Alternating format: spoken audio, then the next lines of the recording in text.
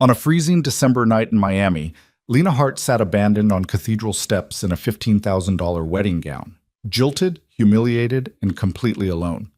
2 hours earlier, she'd walked in on her fiancé Victor Torano in bed with her own sister. Now her accounts were frozen, her family had turned their backs, and she had nowhere to go. That's when a black Mercedes pulled up and a man stepped out. Damian Crowe, the most dangerous crime boss in Miami, Victor's deadliest rival. He didn't mock her. He didn't gloat. Instead, he offered his hand and said 5 words that changed everything. You don't belong out here. If you want to see how a betrayed bride becomes the queen of Miami's underworld, stay until the end. And don't forget to hit that like button and comment what city you're watching from. I want to see how far Lena's story travels across the world. The December wind cut through Miami like a blade, sharp and merciless, despite the city's subtropical reputation. It whipped off Biscayne Bay with a cruelty that seemed personal, especially tonight, especially for Lena Hart, who sat alone on the limestone steps of St. Mary's Cathedral wearing a wedding dress that weighed more than her future. The gown was magnificent, French lace, hand-beaded silk, a cathedral train that pooled around her like spilled cream. It had cost more than most people earned in 6 months. Victor had insisted on perfection. Victor always insisted on perfection. Victor, who was currently in bed with her sister. Lena's hands were numb. She'd stopped feeling her fingers about 20 minutes ago, right around the time she'd stopped crying. Shock had a way of shutting down the body's non-essential functions, and apparently tears qualified as non-essential after the first hour. Now she just sat, staring at the empty street, watching her breath turn to fog in the unseasonable cold. The cathedral doors were locked. The guests had scattered. The cars were gone. She was utterly, completely alone. Her phone was dead. She'd thrown it against a wall after the 17th call from her father went straight to threats instead of comfort. Her purse was somewhere inside the cathedral, probably being rifled through by the cleaning crew. Her bank accounts had been frozen the moment Victor made a single call to her father. Apparently being a Toronto fiancé came with certain privileges, and losing that status came with certain consequences. Lena had learned a lot in the past 2 hours. She'd learned that her sister Sophia had been sleeping with Victor for 6 months. She'd learned that their father had known and decided the wedding was too important to call off. She'd learned that the prenuptial agreement she'd signed, without reading, because Victor had kissed her and told her it was just a formality, gave him control of her trust fund the moment she said, "I do." She'd learned that she had been, quite literally, for sale, and Victor had been buying. The street was empty now, the kind of empty that only happens in wealthy neighborhoods where people have better places to be on a Saturday night. Christmas lights twinkled in the windows of the mansion across the street, cheerful and obscene. Somewhere in the distance, a car alarm wailed and went silent. Lena pulled the wedding veil tighter around her shoulders. It wasn't warm, but it was something. The dress itself was strapless, designed to showcase the Hart family diamonds she'd been wearing when she walked into the bridal suite and found Victor and Sophia tangled in sheets that were supposed to be hers. She'd ripped the diamonds off, left them on the floor, walked out in just the dress. It had seemed dramatic at the time, powerful even. Now she was just cold. A pair of headlights appeared at the end of the street, moving slowly. Lena didn't look up. Probably another wedding guest, come to gawk at the jilted bride. Let them look. She was beyond shame now, beyond caring what Miami's elite thought of her. The car slowed as it approached. Not a guest's car. Too sleek, too dark, too expensive even for this neighborhood. A Mercedes S-Class, black as midnight, with windows tinted so dark they had to be illegal. It stopped directly in front of the cathedral. Lena still didn't look up. The engine idled for a moment, smooth and quiet. Then it cut off. A car door opened. Footsteps on pavement, deliberate and unhurried. Expensive shoes stopped in front of her. Italian leather, she noticed distantly. Handmade. You're going to freeze to death out here. The voice was male, deep, with an edge of something that might have been amusement or might have been concern. Lena couldn't tell and didn't care. Good, she said to the shoes. That dress cost a fortune. Shame to ruin it. Everything's ruined. Her voice sounded strange, hollow. What's one more thing? A pause. Then the man crouched down, bringing himself to her eye level. Lena finally looked up. She knew him immediately. Everyone in Miami knew Damian Crowe. He was younger than she'd expected, mid-30s maybe, with dark hair swept back from a face that was all sharp angles and controlled power. His eyes were gray, the color of storm clouds over the ocean. He wore a black suit that probably cost more than her dress, and he studied her with an intensity that should have been uncomfortable but somehow wasn't. "Lena Hart," he said quietly, "the bride who wasn't. You know who I am, but everyone knows who you are tonight. Victor made sure of that." Damien tilted his head slightly. "What I don't know is why you're sitting on the steps instead of somewhere warm." "I don't have anywhere warm." "Your family chose him." The words came out flat. "My father chose the merger. My sister chose the bed. I'm what got chosen out." Something flickered in Damien's eyes. Not pity, she would have hated pity. Something colder and more useful. Understanding, maybe. Or calculation. He stood in one fluid movement and shrugged out of his overcoat. Before Lena could process what was happening, he draped it over her shoulders. The fabric was heavy, warm from his body, and smelled faintly of expensive cologne and winter night.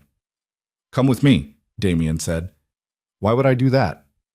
"Because you're freezing, you're alone, and Victor Toronto is probably having you followed to make sure you don't do anything embarrassing like survive this with your dignity intact." He held out his hand. "I can offer you somewhere safe to spend the night. No obligations, no conditions. Just somewhere warm while you figure out your next move." Lena looked at the offered hand. She knew who Damien Crowe was. Everyone did. He controlled half the construction in Miami, owned 3 casinos, and had ties to operations that didn't appear in any legal filing. He was dangerous, ruthless, the kind of man her father had spent years warning her about. He was also Victor's biggest rival. "Why?" she asked. "Why what?" "Why help me? You hate Victor. I'm just collateral damage." Damien's smile was slight and didn't reach his eyes. "Maybe I think you deserve better than being collateral damage. Or maybe I just don't like seeing someone freeze to death on church steps." He kept his hand extended. "Does it matter?" It probably should have. Lena had been raised to be careful, to weigh consequences, to never make impulsive decisions. That training had led her straight into Victor's trap. Screw careful. She took his hand. His grip was warm and firm, and he pulled her to her feet with effortless strength. The wedding dress train dragged on the steps, gathering dirt and city grime. Lena didn't care anymore. Let it get ruined. Let everything get ruined. Damien guided her to the Mercedes, opened the back door himself. The interior was warm, leather-scented, blessedly comfortable. Lena sank into the seat and felt something inside her finally unclench. Damien slid in beside her and nodded to the driver, a broad-shouldered man who didn't ask questions or make eye contact. The car pulled away from the cathedral smoothly, leaving the scene of Lena's humiliation behind. They drove in silence for several minutes, heading east toward the bay. Lena watched Miami slide past the tinted windows. Palm trees strung with white lights, Art Deco buildings glowing pink and turquoise, the kind of beauty that only existed when you had money to maintain it. "Where are we going?" she finally asked. "My home," Damien said. "Unless you'd prefer a hotel." "Victor owns half the hotels in Miami." "Not the ones I own, but point taken. My home is private, secure. Victor can't reach you there." Lena turned to look at him. He sat perfectly still, hands folded in his lap, expression neutral. Nothing in his posture suggested threat or expectation. He was simply there, present, offering sanctuary without demanding anything in return. It should have felt suspicious. Instead, it felt like the first honest thing anyone had offered her in months. "Okay," she said. Damien's house wasn't a house, it was an estate. The Mercedes passed through iron gates that opened silently, rolled down a private drive lined with royal palms, and stopped in front of a sprawling Mediterranean revival mansion that glowed white and gold in the landscape lighting. 17 bedrooms, Damien said as he helped her out of the car. "Most of them empty, you can have your pick." The front door was already open, held by a woman in her 50s with kind eyes and a crisp black dress. She didn't react to Lena's wedding gown or disheveled state, just smiled and stepped aside. "Miss Hart, this is Elena. She manages the household. Anything you need, ask her." Elena nodded. "I've prepared the guest suite on the second floor. It's private, has its own bathroom, and the doors lock from the inside." The casual mention of locks sent a clear message. Lena's safety was paramount. This wasn't a gilded cage. It was actual sanctuary. Thank you, Lena managed. Would you like something to eat? Elena asked gently. You look half frozen. Food seemed impossible, but Lena realized she hadn't eaten since breakfast. Maybe something warm? I'll bring hot chocolate and sandwiches to the sitting room. Mr. Crow will show you the way. The sitting room was everything the name suggested. Comfortable without being ostentatious, with deep sofas, a fireplace already burning, and floor-to-ceiling windows overlooking the bay. Lena sank into a chair near the fire and felt warmth seep back into her bones for the first time in hours. Damien poured brandy from a crystal decanter but didn't offer her any. Smart. She probably shouldn't drink on an empty stomach in an emotional breakdown. He sat across from her, firelight playing across his features, and said nothing. The silence stretched. It should have been awkward, but it wasn't. It felt strangely respectful, as if he was giving her space to exist without performing or explaining or apologizing for taking up room. Elena arrived with a tray, hot chocolate in an actual china cup, small sandwiches arranged carefully, a linen napkin. She set it on the side table within Lena's reach and disappeared again without a word. Lena picked up the hot chocolate. The first sip was perfect, rich and warm and sweet enough to cut through the bitterness coating her throat. Better? Damien asked. Better. She took another sip. You're being very kind to someone you don't know. I know enough. He swirled the brandy in his glass. I know Victor Toronto is a bastard. I know your father is a coward who sold his daughter for a construction contract. And I know you deserved better than what happened tonight. How do you know any of that? Because I make it my business to know things about Victor. And because, his mouth curved slightly, you're sitting in my house in a wedding dress instead of on your honeymoon. That tells me everything I need to know about how tonight went. Lena set down the cup carefully. You hate him, Victor. Yes. Why? Damien was quiet for a moment, studying the brandy as if it held answers. When he spoke, his voice was colder than the December wind outside. 7 years ago, my younger brother Nico was arrested for drug trafficking. 30 kilos of cocaine found in a warehouse he'd rented for a legitimate construction supply business. He was 23 years old, fresh out of business school, trying to prove himself. Lena felt her stomach turn. Nico swore he didn't know about the drugs. Said he'd rented the warehouse through a broker, never even saw it before the arrest. But the evidence was overwhelming. Fingerprints on the packaging, payments traced to accounts in his name. He went to prison for 5 years. And Victor planted everything. Damien's voice didn't rise, but it hardened like steel. Victor wanted the city contracts Nico was bidding on. He had connections in the DA's office, friends in the police department. He framed my brother, destroyed his life, and walked away with $60 million in construction deals. The sandwich Lena had picked up suddenly felt like ash in her mouth. She set it down. You have proof? Now I do. Took me 6 years to find it. Witness who was paid to plant the drugs finally grew a conscience. Financial records showing Victor's shell companies funding the setup. Nico was released last year, charges vacated, record expunged. But those 5 years? Damien's eyes met hers, cold and absolutely certain. Victor stole those. No judge can give them back. Lena felt something crack open in her chest. The wedding, our engagement, that wasn't about me at all, was it? No. Damien's voice gentled slightly. It was about your father's development company. Victor wanted the partnership because it would give him leverage over city planning committees, access to waterfront projects, and, most importantly, the political cover to shut down my legitimate businesses. I was a merger. The words tasted bitter. A contract with a white dress. You were a weapon he planned to use against me. And when you caught him with your sister, when you refused to go through with it, Damien shrugged. You stopped being useful, so he discarded you. The cruelty of it was breathtaking. Lena had thought she was getting married for love. Victor had proposed on a yacht, gotten down on one knee, told her she was the only woman he'd ever wanted. She'd believed every word. She'd been an idiot. Why are you telling me this? She asked quietly. Because you deserve to know the truth. And because, Damien leaned forward slightly, you have a choice to make now. What choice? Whether to let Victor win. He humiliated you tonight, destroyed your reputation, took your money, turned your family against you. He's counting on you to slink away quietly, maybe leave Miami entirely. That's what most people would do. And if I don't? Then you fight back. Something dangerous flickered in Damien's eyes.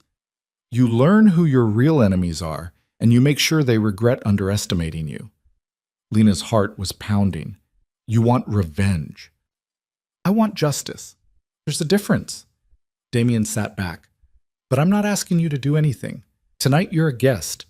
Tomorrow you can walk away and never see me again. I'll have Elena arrange a car, set you up with a hotel under a name Victor won't trace. You can start over somewhere new. Or you stay. You learn the truth about the man who is going to marry you, and you decide what you want to do with that information. The fire crackled in the silence that followed. Lena stared into the flames, watching them dance and consume, destroy, and transform. Her whole life had been about being careful, playing it safe, trusting the men in her life to make the right decisions. Look where that had gotten her. I want to know everything, she said finally. Every lie Victor told me, every crime he committed, every person he hurt. I want to know it all. Damien's smile was slow and approving. Then we'll talk in the morning. Tonight, you rest. Elena will show you to your room. Tomorrow, we begin. He stood and offered his hand again. This time, Lena took it without hesitation. Elena led her upstairs to a suite that was bigger than Lena's entire apartment had been. The bed was already turned down, soft and white and impossibly inviting. A silk nightgown lay across the pillows. In her size, Lena noticed. Someone had been very prepared. The bathroom has everything you need, Elena said. Fresh towels, toiletries, a robe. If you need anything else, there's a phone by the bed. Just dial 0.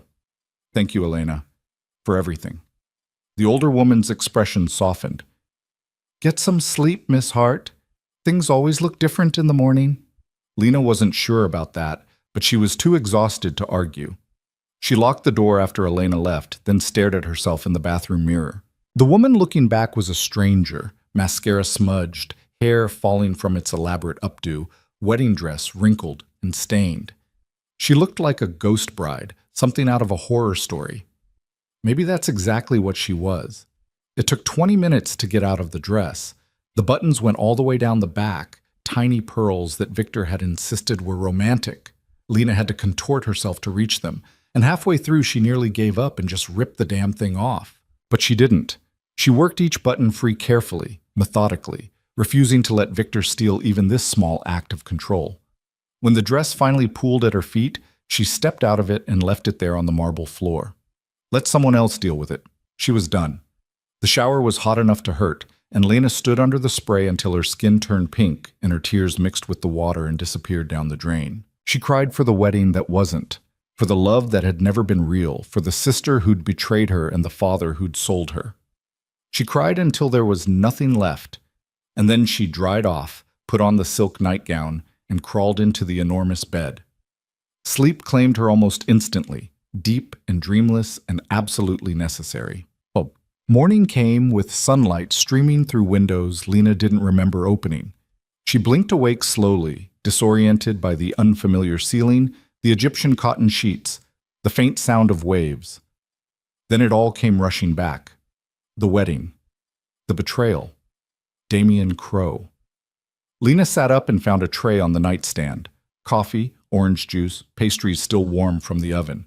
A note in elegant script. Join me for breakfast when you're ready. No rush. D. She took her time, showered again, used the expensive toiletries that smelled like jasmine and vanilla. Found her clothes from yesterday. Someone had cleaned and pressed them overnight, which felt surreal. Got dressed in jeans and a sweater that felt infinitely more comfortable than a wedding gown. When she finally made her way downstairs following the smell of coffee and bacon, she found Damien in a sunroom overlooking the bay. He wore casual clothes, dark jeans, a white button-down, and was reading a newspaper like this was any ordinary Sunday morning. "Good morning," he said, looking up. "Sleep well?" "Better than I expected." Lena poured herself coffee from the silver pot on the sideboard. "Thank you for all of this." "You're welcome." Damien folded the paper. "Hungry?" They ate breakfast in comfortable silence, the kind that suggested they'd known each other longer than 12 hours. Lena tried the eggs, the bacon, the fresh fruit that was probably flown in from somewhere ridiculous. Everything was perfect, which made sense. Damien Crowe didn't seem like the kind of man who accepted less than perfection. "Your brother," Lena said finally. "Nico. Is he here?" "He lives in the guest house, keeps to himself mostly, working on getting his life back together." Damien's expression softened slightly. Prison changes people. He's quieter now, but he's strong. He'll be okay. I'd like to meet him, if he's willing. I'm sure he'd appreciate that. Damien set down his fork. But first, there's something you need to see. He led her to a study, all dark wood and leather, with built-in shelves holding books that looked actually read. A laptop sat open on the massive desk, and Damien gestured for Lena to sit. "These are the financial records," he said, clicking through files. "Victor's shell companies, the payments to the witness who framed Nico, the construction deals he won while my brother was in prison." Lena leaned forward, scanning the numbers. It was all there, proof of conspiracy, bribery, fraud, enough to destroy Victor if it ever went public. "Why haven't you used this?" "Because I've been waiting for the right moment. Revenge is a dish best served cold, and all that." Damien pulled up another file. "This is where it gets interesting for you." The prenuptial agreement appeared on screen. Lena recognized her signature at the bottom, remembered Victor's kisses as she signed without reading. "Clause 7, Damien said, pointing. "You waived all rights to your trust fund the moment you signed this document. Not when you got married, when you signed." Lena's blood ran cold. "But that means Victor has had control of your money for 6 months, since the day you got engaged." The room spun slightly. "That's not legal, is it?" "It's questionable. But your father co-signed the agreement as trustee, which technically gave him the authority to transfer control. A good lawyer could fight it, but it would take years and cost more than you currently have access to." Lena sat back, feeling sick. He planned this from the beginning, the engagement, the prenup, all of it. "Yes." Damien's voice was gentle but firm. "And there's more. Victor has been using your trust fund to finance land deals that would have directly competed with my development projects. If you'd married him, he would have had complete control, not just of your money, but of your father's company through the merger agreement. He would have destroyed you. He would have tried." Damien's smile was cold. "But you walked away. You refused to be his weapon. And now he's scrambling because the merger is dead, and he's overextended on projects he can't finish without your father's political connections." Lena stared at the screen, at the evidence of her own foolishness. She'd been so blind, so trusting, so desperate to believe Victor loved her. "What do I do?" she asked quietly. "That depends on what you want." "I want my life back. I want my money back. I want—" She stopped, surprised by the vehemence in her own voice. "I want him to pay for what he did. To me, to your brother, to everyone he's hurt." Damien studied her for a long moment. "Then we work together. I have the evidence. You have the motivation. And together, we have something Victor can't fight." "What's that?" "The truth, and the will to use it." Before Lena could respond, her phone, charged overnight by helpful invisible staff, buzzed with an incoming call. She glanced at the screen and felt her stomach drop. "Victor." "Don't answer," Damien said immediately, but Lena was already reaching for it. "I want to hear what he has to say." She answered on speaker. "Lena, baby, thank God." Victor's voice was smooth, concerned, perfectly calibrated. "I've been worried sick. Where are you?" "Somewhere safe." A pause, then, more carefully. "I know you're upset about yesterday, but you have to understand Sophia means nothing to me. It was a mistake, a moment of weakness. You're the one I love." Lena's laugh was sharp and humorless. "Really? Is that why you've been stealing from my trust fund for 6 months?" Silence on the other end. Then Victor's voice changed, went cold and hard. "Who told you that?" "Does it matter? I know everything, Victor. The prenup, the merger, what you did to Nico Crowe, all of it." "You don't know what you're talking about." But there was uncertainty now, fear creeping in at the edges. "Whatever Damien Crowe told you, it's lies. He's trying to turn you against me." You did that yourself when you got in bed with my sister. Lena, listen to me. No, you listen. She was surprised by how steady her voice was, how calm she felt. Whatever we had is over. The engagement is over. And if you come near me again, I'll make sure every newspaper in Miami knows exactly what kind of man you are. You wouldn't dare. Try me. She hung up. The silence that followed was profound. Lena set the phone down carefully, her hands shaking just slightly, and looked up to find Damien watching her with something that might have been respect. Well, he said quietly, that was brave. That was stupid. He'll retaliate. Probably, but that's what the security team is for. Damien gestured toward the windows, where Lena could now see men in dark suits stationed around the property. Victor can't reach you here, and by the time you leave, we'll have plans in place to keep you safe. Why? The question burst out before Lena could stop it. Why are you doing all this? You don't know me. You don't owe me anything. Damien was quiet for a moment, considering his answer. When he spoke, his voice was careful and honest. Because 7 years ago, I watched my brother get destroyed by a man who thought he was untouchable. I watched Nico lose everything, his freedom, his future, his faith in the world, and I swore I would make Victor pay for that. He met her eyes. But revenge isn't just about hurting him. It's about making sure he can't hurt anyone else. You're not the first person Victor's used, Lena. If we don't stop him, you won't be the last. The weight of that settled over her like a blanket. Responsibility, purpose, something bigger than her own pain. Then let's stop him, Lena said. Damien's smile was slow and approving. Tomorrow, we start planning. Tonight, you rest. And in the morning, we begin taking your life back. Lena stood, felt strength returning to her legs, fire returning to her blood.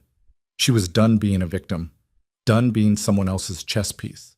It was time to play the game herself. The morning light came differently on Monday, harder, more focused, carrying the weight of decisions that couldn't be unmade.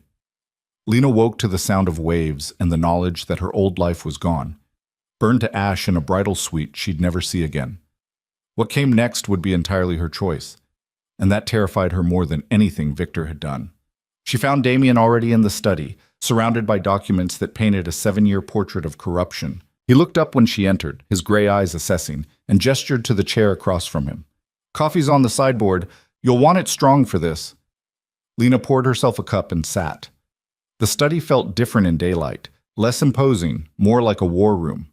Maps of Miami's development projects covered one wall, each marked with colored pins that formed patterns she didn't yet understand. Tell me how bad it is, she said. Damien pushed a folder across the desk. Your trust fund had $8 million when your mother died. As of this morning, there's $43,000 left. The number hit like a physical blow. In 6 months? Victor's good at spending other people's money. He used most of it as collateral for construction loans, betting that the merger with your father would go through and give him access to municipal contracts worth 10 times what he borrowed. Damien's finger traced a line through the documents. Without the merger, those loans are underwater. He can't pay them back, can't finish the projects, and can't get new financing because the banks know he's overextended. So he's desperate. Extremely. Which makes him dangerous. Damien pulled up another file on his laptop. This is from this morning. Victor filed an injunction claiming you're mentally unstable and trying to get himself appointed as your financial guardian. Lena's hands tightened on the coffee cup. That's insane. We're not even married. You were engaged. He's arguing that the prenuptial agreement established a fiduciary relationship that gives him standing to protect your interests. It's thin, but he's got a judge who owes him favors. The hearing is Thursday. Can he actually win? If you don't show up and fight, maybe. But you're going to be there, with lawyers who will eviscerate his argument. Damien's smile was cold and precise. I've already retained Morrison and Chang. They're the best in Miami, and they love cases where they get to humiliate men like Victor. Something warm unfurled in Lena's chest. Not quite hope, but close enough to start. Thank you. Don't thank me yet. This is going to get ugly before it gets better. Victor doesn't lose gracefully, and he's going to come at you with everything he has. Let him try. The words surprised Lena with their vehemence. I'm done being afraid of him. Damien studied her for a long moment, something shifting in his expression. Good. Because we're going to need that fire. The door opened and a young man entered, late 20s with Damien's dark hair but softer features, eyes that held too much knowledge for someone so young. He moved carefully, like someone who'd learned to take up less space than he deserved. "Nico," Damien said, standing, "this is Lena Hart." Nico's gaze flicked to her, wary but curious. The runaway bride. Victor must be losing his mind. That's the idea. Lena stood and offered her hand. "I'm sorry about what happened to you." "What Victor did." Nico's handshake was firm but brief. "Ancient history. 5 years in Coleman Federal Penitentiary teaches you to let things go." But his eyes said differently. They said some things you never let go, you just learn to carry them better. "Nico's been helping me build the case against Victor," Damien said. "He knows the construction business, knows how Victor operates, and he has every reason to see this through. Plus, I've got nothing better to do," Nico added with a bitter smile. "Turns out having a federal conviction on your record, even a vacated one, makes it hard to get legitimate work. Clients get nervous." Lena felt a flash of anger on his behalf. "That's not fair. Fair doesn't enter into it. It's just how it is." Nico moved to the map wall, studying the pins. But watching Victor go down might be worth 5 years. Might even make it mean something. Damien's expression softened almost imperceptibly. "Show her the construction sites. The ones that matter." Nico pointed to a cluster of red pins along the waterfront. "These are Victor's current projects. Luxury condos, mostly, aimed at foreign investors. He's got $60 million tied up in them, borrowed against your trust fund and his own assets." His finger moved to a blue pin. "This is Damien's project. Mixed-use development, affordable housing component, city contracts all locked in." "Victor wanted those contracts," Lena said, understanding dawning. "More than wanted. Needed. His projects are luxuries. Damien's are necessities. When the city council votes on budget allocations, essential projects get funded first. Victor was counting on the merger to kill Damien's projects and free up the money for his. But without the merger, the council votes next month, and Damien's project is still the priority. Victor's loans come due in 6 weeks, and he doesn't have the cash to cover them." Nico's smile was sharp. "He's about to lose everything." Damien moved to stand beside his brother, which is when he'll be most dangerous. A cornered rat bites hardest. "Then we don't corner him," Lena said. Both men turned to look at her. "We give him an escape route, one that leads exactly where we want him to go." "Explain," Damien said quietly. Lena's mind was racing, pieces falling into place.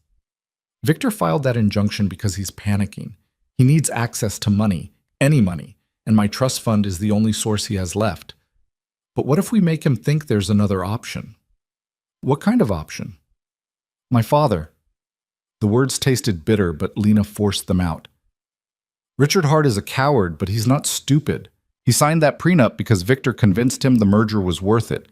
But now the merger's dead and his daughter is suing. If we approach him the right way, we might be able to flip him." Nico frowned. "Why would he turn on Victor? He sold you out once already." "Because my father's first priority is always my father. If we show him that staying loyal to Victor means losing his company, his reputation, and his freedom, he'll throw Victor under the bus without a second thought." Ooh, Lena met Damien's eyes. "We just have to make the threat real enough." Damien was quiet for a moment, considering. "It's risky. If your father warns Victor, he won't. Not if we make it clear that his survival depends on cooperating." Lena felt certainty settling into her bones. "I know him. I know exactly what he's afraid of and exactly how to use it." "Cold," Nico observed, but there was approval in his voice. "Practical," Lena corrected. "I'm done playing nice with people who treated me like property." Damien's smile was slow and genuine. "All right. We approach your father, but carefully and with leverage in place first." He turned to Nico. "Can you put together a package showing how the Hart Development Company benefited from Victor's fraud? Focus on the construction contracts that were awarded after Nico's arrest. Anything that connects Richard's signature to deals that only happened because Victor eliminated competition." "I can have it by tomorrow," Nico said. "Good. Lena, you'll need to make the initial contact. Set up a meeting somewhere neutral, somewhere he feels safe enough to listen." "His club," Lena said immediately. The Biscayne Yacht Club. Yeah, he has lunch there every Tuesday at 1. Private dining room, members only, no one to overhear. Can you get in? I'm still a member, or I was. Lena pulled out her phone. Let's find out if Daddy's embarrassment extends to actually canceling my membership. The call to the yacht club was brief and professionally cold. Yes, Miss Hart's membership was still active. Yes, she could reserve the private dining room for tomorrow at 1. No, there were no restrictions on her account. Lena hung up and looked at Damien. We're on? Then we prepare. Tonight you study these documents until you know them better than your own name. Tomorrow, you walk into that room and you break your father. Damien's voice was gentle but absolutely firm. Can you do that? Lena thought about her father's face when he'd refused to answer her calls, when he'd chosen a business merger over his daughter's happiness, when he'd co-signed away her future without blinking. She thought about Sophia, smug and satisfied in Victor's bed. She thought about every time she'd been told to be quiet, be careful, be grateful for the scraps of affection thrown her way. Yes, she said, I can do that. The rest of Monday disappeared into preparation. Nico brought files, bank records, emails that painted a damning picture of collusion between Richard Hart and Victor Torano. Lena read until her eyes burned, memorizing dates and dollar amounts, learning the architecture of her father's betrayal. Elena brought food that Lena barely tasted, coffee that kept her focused, quiet encouragement that meant more than it should. Damien worked beside her, explaining legal nuances, pointing out the weaknesses in Richard's position, building the case that would destroy him if he refused to cooperate. Your father signed off on 3 separate deals that only went through because Victor had eliminated competition, Damien said, highlighting another document. He had to know they were suspicious, had to know Victor was playing dirty. He knew, Lena said quietly. My father always knows. He just doesn't care as long as he wins. Then we make him care. Damien closed the laptop. It's late. You should get some rest. Tomorrow's going to be hard. Lena looked at the clock. Past midnight, hours lost to learning how deeply she'd been betrayed. I don't think I can sleep. Try anyway. You need to be sharp tomorrow, and exhaustion makes people sloppy. He was right, of course. Lena stood, stretched muscles gone stiff from sitting. Damien, why are you really doing this? And don't say it's just about Victor. He was quiet for a long moment, shadows playing across his face. Because 7 years ago, I couldn't protect Nico. I had power and money and connections, but I couldn't stop them from destroying him. I failed him. His voice was low, almost painful. I won't fail someone else the same way. I'm not your redemption project. No, you're someone who deserves justice, and I have the means to help you get it. That's enough. Lena wanted to believe that. Wanted to believe this was simple alliance, mutual benefit, nothing more complicated. But standing there in the lamplight, watching Damien's face, she felt something shift between them, recognition, maybe, or understanding. They were both people who'd been betrayed by those they should have been able to trust, both fighting to reclaim something that had been stolen. Good night, Damien, she said softly. Good night, Lena. And Lena? She paused at the door. You're going to do brilliantly tomorrow. Your father won't know what hit him. She carried those words upstairs like armor. Tuesday morning came with nerves that even Elena's perfect breakfast couldn't settle. Lena dressed carefully, a tailored navy suit that said business, not victim, with her mother's pearls for courage. She looked professional, composed, every inch the Hart family heir. She looked nothing like the broken woman who'd sat on cathedral steps 3 days ago. Damien drove her to the yacht club himself, the Mercedes gliding through Miami traffic with practiced ease. He'd dressed for the occasion too, charcoal suit, Italian leather shoes, looking every bit the powerful businessman he was. Remember, he said as they pulled up to the club's entrance, you're not asking your father for anything. You're telling him how this is going to go. Stay calm, stay confident, and don't let him see you emotional. What if he refuses? Then we move to plan B. Public exposure, federal investigation, complete destruction of his reputation and business. But he won't refuse. Men like Richard Hart are survivors. When you show him the life raft, he'll grab it. Lena took a deep breath. Okay, let's do this. The Biscayne Yacht Club was exactly as she remembered. White linen, polished brass, old money dripping from every surface. The hostess recognized Lena and didn't even blink at her appearance, just led her to the private dining room with professional discretion. Richard Hart was already there, seated at the table with a scotch that probably wasn't his first. He looked older than Lena remembered, stress carving new lines around his mouth and eyes. He stood when she entered, uncertain whether to hug her or keep his distance. Lena made the choice for him, sitting across the table without offering any greeting beyond a cool nod. "Lena." His voice was gruff, uncomfortable. "You look well." "I'm surviving. No thanks to you." Richard flinched but recovered quickly.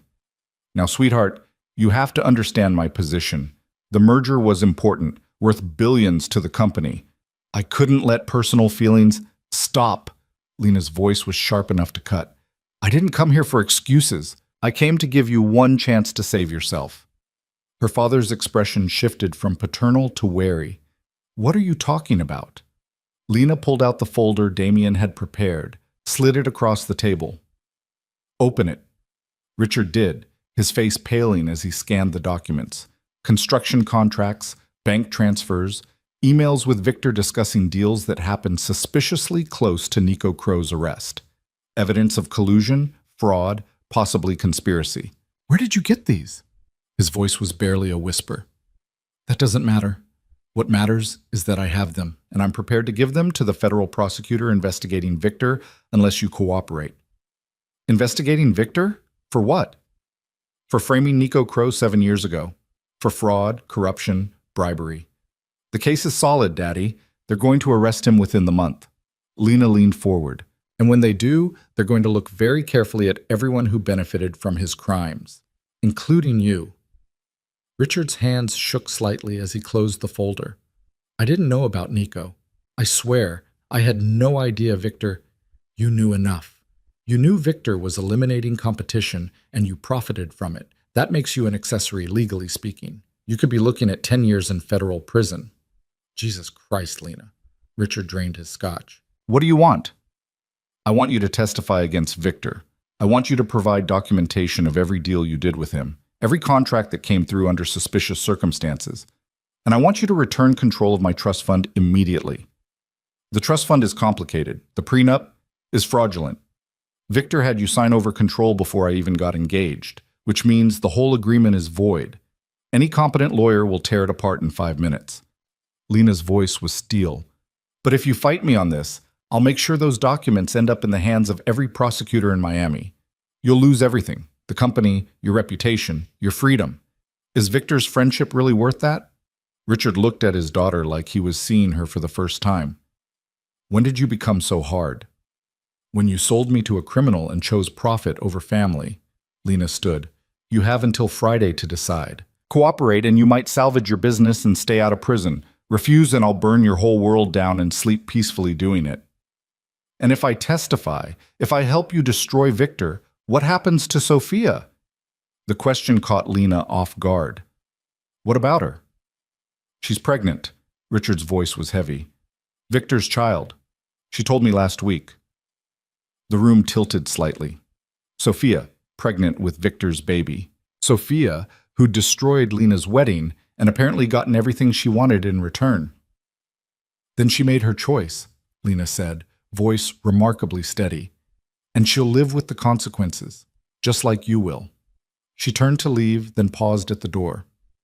"One more thing, Daddy. If you warn Victor about any of this, if you give him even a hint that we're coming for him, I'll consider that your answer. And you'll find out exactly how ruthless I can be." She didn't wait for his response. Damien was waiting in the Mercedes, reading something on his phone. He looked up when Lena slid into the passenger seat, searching her face. "How'd it go?" "He'll cooperate. He's too much of a coward to do anything else." Lena buckled her seatbelt with shaking hands. "Sophia's pregnant, with Victor's baby." Damien's expression darkened. "He told you that to manipulate you." "Probably. Does it matter?" Lena laughed bitterly. "She wins anyway. She gets Victor, gets the baby, gets everything she wanted. She gets a criminal who's about to lose his empire and possibly his freedom. That's not winning, Lena. That's choosing the wrong side." The car pulled away from the yacht club, heading back toward the estate. Lena watched Miami slide past, palm trees and perfect weather, beauty built on money that came from places people didn't ask about. "Do you ever wonder if we're just as bad as they are?" she asked quietly. "Using people, manipulating them, destroying lives?" "Every day." Damien's voice was honest, unflinching. "But there's a difference between what we're doing and what Victor does. We're fighting for justice. He fights for power. Intent matters." "Does it? In the end, people still get hurt. The right people. The ones who chose to build their empires on lies and broken lives." He glanced at her. "Your father made his choices. Sophia made hers. Victor made his. Now they face the consequences. That's not cruelty, Lena. That's accountability." She wanted to believe that, needed to believe it, because the alternative was accepting that she'd become someone she didn't recognize, someone cold enough to destroy her own father, hard enough to watch her sister's life implode without flinching. They reached the estate as afternoon was sliding toward evening. Inside, Nico was waiting with news that made Lena's conversation with her father feel almost quaint. "Victor knows," he said without preamble. "He knows you're working with Damien, knows you're building a case. Someone tipped him off." Damien went very still. "Who?" "Don't know yet, but he's panicking. Made 3 calls in the last hour, to his lawyers, to someone in the DA's office, and to a number we can't trace." Nico's expression was grim. "That last one worries me. Victor only uses burner phones when he's planning something illegal." "He's going to come after Lena," Damien said flatly. "Or after you, or both." Nico pulled up security footage on his tablet. "We've had 2 cars circle the property in the last 3 hours. Different makes, different plates, but similar pattern. They're watching." Lena felt cold settle into her bones. "What do we do?" "We move faster than planned." Damien was already pulling out his phone. "Nico, contact Morrison and Chang. Tell them we need the injunction hearing moved up, preferably to tomorrow. I want Victor in court before he has time to make whatever move he's planning." "On it." "And increase security. Double the perimeter guards, install cameras on the beach access, and make sure Lena is never alone. Not in the house, not anywhere." "Damien," Lena started. "This isn't negotiable." His voice was harder than she'd heard it. "Victor's desperate, and desperate men do desperate things. Until he's in custody, you're in danger." The weight of that settled over the room like a shroud. This was real now, not just legal maneuvering and financial manipulation, but actual physical threat. Victor wouldn't hesitate to hurt her if it served his purposes. She'd seen that cold calculation in his eyes, had mistaken it for ambition instead of cruelty. "All right," she said quietly. "We do it your way." The rest of Tuesday disappeared into lockdown preparation. Elena moved Lena's things to a bedroom on the 2nd floor. Interior, no windows facing the street, door that locked from inside, with a bolt that could stop a battering ram. Nico ran security drills with guards who moved like military, checking sight lines and response times. Damien made calls that sounded casual, but weren't, to judges, lawyers, people who owed him favors. Building a wall of protection around Lena that was part legal strategy, part actual fortress. She should have felt grateful. Instead, she felt trapped. "I'm not a prisoner," she told Damien when he checked on her that evening. "No, you're someone being protected from a dangerous man." He leaned against the doorframe, exhaustion finally showing around his eyes. "I know this feels extreme, but Victor's already proven he'll destroy anyone who threatens him. I won't let you be next." "Is this how Nico felt? When you tried to protect him before?" Damien flinched like she'd struck him. "That was different." "Was it? You said you failed him, that you had power but couldn't stop them." Lena moved closer. "Are you protecting me, or are you trying to fix what happened to your brother?" The silence stretched between them, heavy with truth neither wanted to speak aloud. "Maybe both," Damien finally said. "Does it matter if the result is keeping you alive?" "It matters if you're making decisions based on guilt instead of strategy." Then trust that I'm smart enough to know the difference." His voice softened. "Lena, I've been fighting Victor for 7 years. I know how he thinks, how he operates. And I'm telling you, right now at this moment, you are in real danger. Let me help you, please." The please broke something in her. Damien Crowe didn't beg, didn't ask for permission. But here he was, asking her to trust him with her safety, her life. Okay, Lena whispered. We do this together. Wednesday morning brought Morrison and Chang, a perfectly matched pair of legal sharks in $1,000 suits who looked at Lena like she was the most fascinating case they'd seen in years. Miss Hart, Morrison said, spreading documents across Damien's dining table. We've reviewed your situation, and I have to say, this is deliciously straightforward. Victor Toronto has committed approximately 14 separate violations of fiduciary law, not counting the fraud. Can we get the injunction thrown out? Lena asked. Thrown out, laughed out, and possibly used as evidence in criminal proceedings. Chang smiled like a predator scenting blood. The judge he filed with has recused himself. Apparently someone reminded him that taking bribes from defendants is frowned upon. The new judge is Sandra Reeves, and she hates men who exploit women financially. We're scheduled for tomorrow at 10, Morrison continued. You'll testify about the prenup, about Victor's control of your trust fund. We'll present evidence of financial misconduct. Judge Reeves will dismiss his petition and likely order an immediate audit of your accounts. And Victor? The lawyers exchanged glances. Technically, our job is just the civil case, but we have friends in the prosecutor's office. Friends who would be very interested in the documents Mr. Crow has provided regarding the Nico Crow case. Damien leaned back in his chair.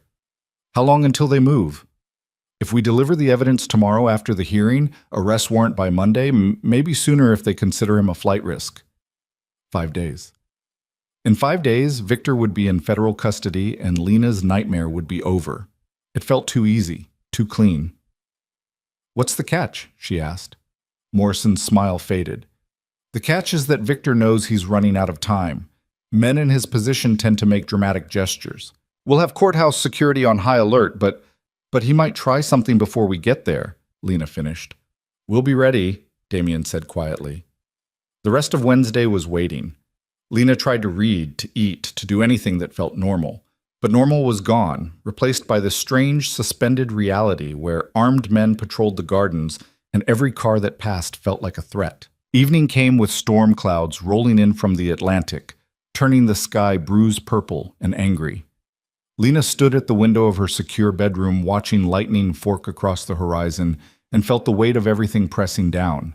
A knock at the door made her turn. Come in. Damien entered carrying 2 glasses of wine. Thought you might need this. I don't drink when I'm stressed. Good rule. But tonight might be an exception. He handed her a glass.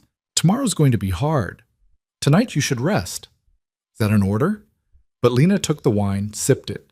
Good wine, the kind that probably cost more than her first car. It's a suggestion from someone who knows what it's like to face your demons in court. Damien moved to the window beside her. When Nico was sentenced, I sat in that courtroom and watched them destroy him. Watched him try to stay strong while they called him a criminal, a drug dealer, everything he wasn't. And I couldn't do anything, couldn't protect him, couldn't even promise him it would be okay. But you got him out eventually. Eventually. After 5 years of his life were gone. Damien's reflection in the window looked haunted. I won't let Victor take 5 years from you, Lena. I won't let him take anything else. Lena turned to face him. You can't promise that. No, but I can promise I'll fight like hell to make it true. They stood there in the lamplight, storm building outside, something building between them that neither was ready to name. It would be easy to close the distance, to seek comfort in touch, to let this become something more than alliance. But Lena had just escaped one man who'd wanted to own her. She wouldn't walk into another cage, no matter how gilded. Thank you, she said instead. For everything. For believing me, for helping me, for making me feel human instead of broken. You were never broken, just hurt. Damien's voice was soft. There's a difference. He left before Lena could respond, closing the door quietly behind him. She finished the wine alone, watching the storm roll in, and tried not to think about tomorrow, about courtrooms and confrontations and all the ways this could still go wrong. Tried not to think about Damien's eyes in the lamplight, or the way her heart had jumped when he'd promised to protect her. Tried to remember that this was business, strategy, mutual benefit. But as thunder rattled the windows and rain began to fall, Lena admitted the truth she'd been avoiding for days. Somewhere between the cathedral steps and this moment, Damien Crow had become more than an ally. and that terrified her more than anything Victor could do. The storm had passed by morning, leaving Miami washed clean and gleaming under a sky so blue it hurt to look at. Lena dressed in the same navy suit she'd worn to face her father, armor that had worked once and would have to work again. Her hands were steady as she fastened her mother's pearls, but her reflection showed eyes that hadn't slept enough, a jaw set too tight with determination that felt more like desperation. Morrison and Chang arrived at 8 sharp, their Mercedes pulling up behind Damien's in a convoy that felt simultaneously protective and ominous. They went over testimony in the dining room while Elena served coffee no one drank, running through questions and answers until Lena could recite them in her sleep. "He'll try to rattle you," Morrison warned. "Victor's lawyer will paint you as vindictive, emotional, a woman scorned who's lying to get revenge. Don't engage, just stick to the facts." "What if he's there?" Lena asked. "In the courtroom?" "He will be. It's his petition." Chang's expression was sympathetic. "But Judge Reeves won't let him speak directly to you, and will be right there the whole time." Damien appeared in the doorway, dressed in a charcoal suit that made him look like what he was. Dangerous money wrapped in legitimate business. "The cars are ready. Security team will follow at a distance, close enough to respond if needed." "You're expecting trouble," Lena said. "I'm expecting Victor to be Victor, which means expecting everything." He met her eyes. "But you're going to walk in there, tell the truth, and walk out free. That's how this goes." Lena wanted to believe him, wanted to trust that the legal system would work, that justice would prevail, that good preparation would beat Victor's money and connections. But she'd trusted before and been proven catastrophically wrong. "Let's go," she said instead of voicing her doubts. The courthouse was downtown, a brutalist concrete structure that looked exactly like what it was. A place where lives were decided by people in black robes who'd never met you before and would forget you the moment you left. Lena climbed the steps flanked by Morrison and Chang, aware of Damien a step behind, solid and present. Cameras flashed as they entered. Somehow the press had gotten wind of the hearing, reporters shouting questions that blurred together into white noise. Lena kept her head up, her expression neutral, and didn't respond. Morrison had been clear. Nothing she said outside the courtroom could help, but plenty could hurt. Inside, the building was all marble and echoes, footsteps bouncing off walls that had absorbed decades of other people's tragedies. They took an elevator to the 4th floor, walked down a corridor lined with courtrooms where families waited on benches with the patience of people who'd learned the law moved slowly. Courtroom 4C was smaller than Lena expected. Wood paneling, a judge's bench that looked like a pulpit, tables for opposing counsel, and a witness stand that seemed impossibly exposed. She took her seat between Morrison and Chang and tried not to look at the other side of the room. She looked anyway. Victor sat with his lawyer, a silver-haired man Lena recognized as Gerald Ashford, who specialized in making rich men's problems disappear. Victor wore a navy suit similar to hers, probably calculated to suggest they were a matched pair, two reasonable people trying to resolve a misunderstanding. His expression was carefully neutral, but his eyes found hers across the courtroom and held them with an intensity that made her skin crawl. He looked confident, like he'd already won. Lena forced herself to look away, to focus on the empty judge's bench, on Morrison's quiet reassurances, on anything except the man who'd tried to own her. "All rise." Judge Sandra Reeves entered like a force of nature, 60-something, iron-gray hair, and an expression that suggested she'd seen every trick in the book and wasn't impressed by any of them. She took her seat, surveyed the courtroom with eyes that missed nothing, and nodded to the bailiff. "Case number 2025-CV-8847, Victor Toronto versus Lena Hart. Petition for emergency guardianship. Mr. Ashford, you filed this motion. Make it quick." Ashford stood, all polish and practiced sincerity. "Your Honor, my client seeks only to protect Miss Hart's interests during a time of obvious emotional distress. Following the unfortunate dissolution of their engagement, Miss Hart has made concerning decisions that suggest she may not be capable of managing her substantial trust fund. We ask the court to appoint Mr. Toronto as temporary guardian until Miss Hart has had time to recover." "And recover from what exactly?" Judge Reeves's voice could have cut glass. "Being jilted? Finding out her fiancé was sleeping with her sister? Or discovering he'd been stealing from her trust fund for 6 months?" Ashford didn't even blink. "Those are allegations, Your Honor, unproven, and—" "Save it. Miss Chang, I assume you have a response? Chang rose smoothly. Your Honor, this petition is a transparent attempt by Mr. Torano to maintain control of assets he fraudulently obtained through a prenuptial agreement signed under false pretenses. Miss Hart is a competent adult who has made the entirely rational decision to terminate her relationship with a man who betrayed her and seek legal recourse for his theft. Theft is a strong word, Ashford interjected. It's also accurate. We have documentation showing Mr. Torano withdrew over $7 million from Miss Hart's trust fund, using it as collateral for construction loans that benefited only him. The prenuptial agreement that supposedly gave him this authority was signed before any engagement announcement, making its legal standing questionable at best, fraudulent at worst. Judge Reeves leaned back. Mr. Ashford, you want to explain to me how your client had authority over Miss Hart's finances before they were even engaged? The agreement was a standard financial planning document, Your Honor. Miss Hart's father, as trustee, signed off on the arrangement to ensure proper management of. Her father signed away her money to a man she wasn't even dating yet? The judge's eyebrows rose. That's not financial planning. That's selling your daughter. The courtroom went silent. Lena felt something fierce and hot rise in her chest.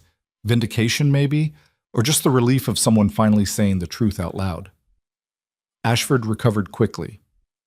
Your Honor, Mr. Hart's intentions were to protect his daughter's interests. The Toronto family has extensive business connections that would have benefited. I don't care about business connections. I care about the law. Judge Reeves turned to Lena. Miss Hart, I'd like to hear from you directly. Are you currently experiencing any mental health crisis, substance abuse, or other condition that would prevent you from managing your own affairs? Lena stood, her voice steady despite her racing heart. No, Your Honor. Do you want Victor Torano to have any authority over your finances, your medical decisions, or any other aspect of your life? Absolutely not, Your Honor. Then this petition is denied. Judge Reeves brought down her gavel with a crack that felt like thunder. Mr. Torano has no standing to seek guardianship, and frankly, the attempt is offensive. Miss Chang, file for return of all assets Mr. Torano obtained through the prenuptial agreement. I want a full accounting of that trust fund on my desk by Monday. Your Honor, Ashford started. We're done here. Next case. It was over. Just like that, in less than 15 minutes, Victor's last attempt to control Lena had been demolished by a judge who saw through every lie. Lena felt her knees go weak with relief. Morrison gripped her elbow, steadying her. Breathe, you did perfectly. But Lena wasn't looking at Morrison. She was looking at Victor, who'd stood when the judge left and was staring at her across the courtroom with an expression that went beyond anger into something cold and calculating. He said something to Ashford, then turned and walked out of the courtroom with movements that were too controlled, too precise. We should go, Damien said quietly. He'd moved up beside her without Lena noticing. Now. They gathered papers quickly and headed for the door, but Victor was waiting in the hallway. He stood with his back to the windows, backlit by Miami sunshine, looking like the successful businessman he'd pretended to be. Lena. His voice was conversational, almost friendly. We need to talk. We have nothing to say to each other, Lena said, but Morrison put a hand on her arm. Don't engage. Keep walking. They moved past Victor, but he fell into step beside them, matching their pace down the corridor. You're making a mistake. Whatever Damien Crowe told you, whatever lies he's been feeding you. The only lies I heard came from you, Lena said, unable to stop herself. Every time you said you loved me, every promise you made. All lies. I protected you. I gave you a life most women would kill for. Victor's voice hardened. And this is how you repay me? By destroying everything we built together? We didn't build anything. You stole from me and called it love. They'd reached the elevators. Damien pressed the call button, positioning himself between Lena and Victor in a move that looked casual, but wasn't. Stay away from her, Damien said quietly. Victor's smile was sharp as broken glass. Or what? You'll have me arrested? We both know you don't have the evidence to make anything stick. 7 years you've been trying to prove I framed your brother, and you've got nothing. Actually, Chang said pleasantly, we have quite a bit. Witness testimony, financial records, Communications between you and the officers who planted evidence. The U.S. attorney finds it all very compelling. Victor's expression flickered, just for a second, but long enough to show the fear underneath.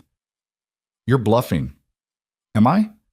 I guess you'll find out Monday when the warrant is issued. Chang smiled.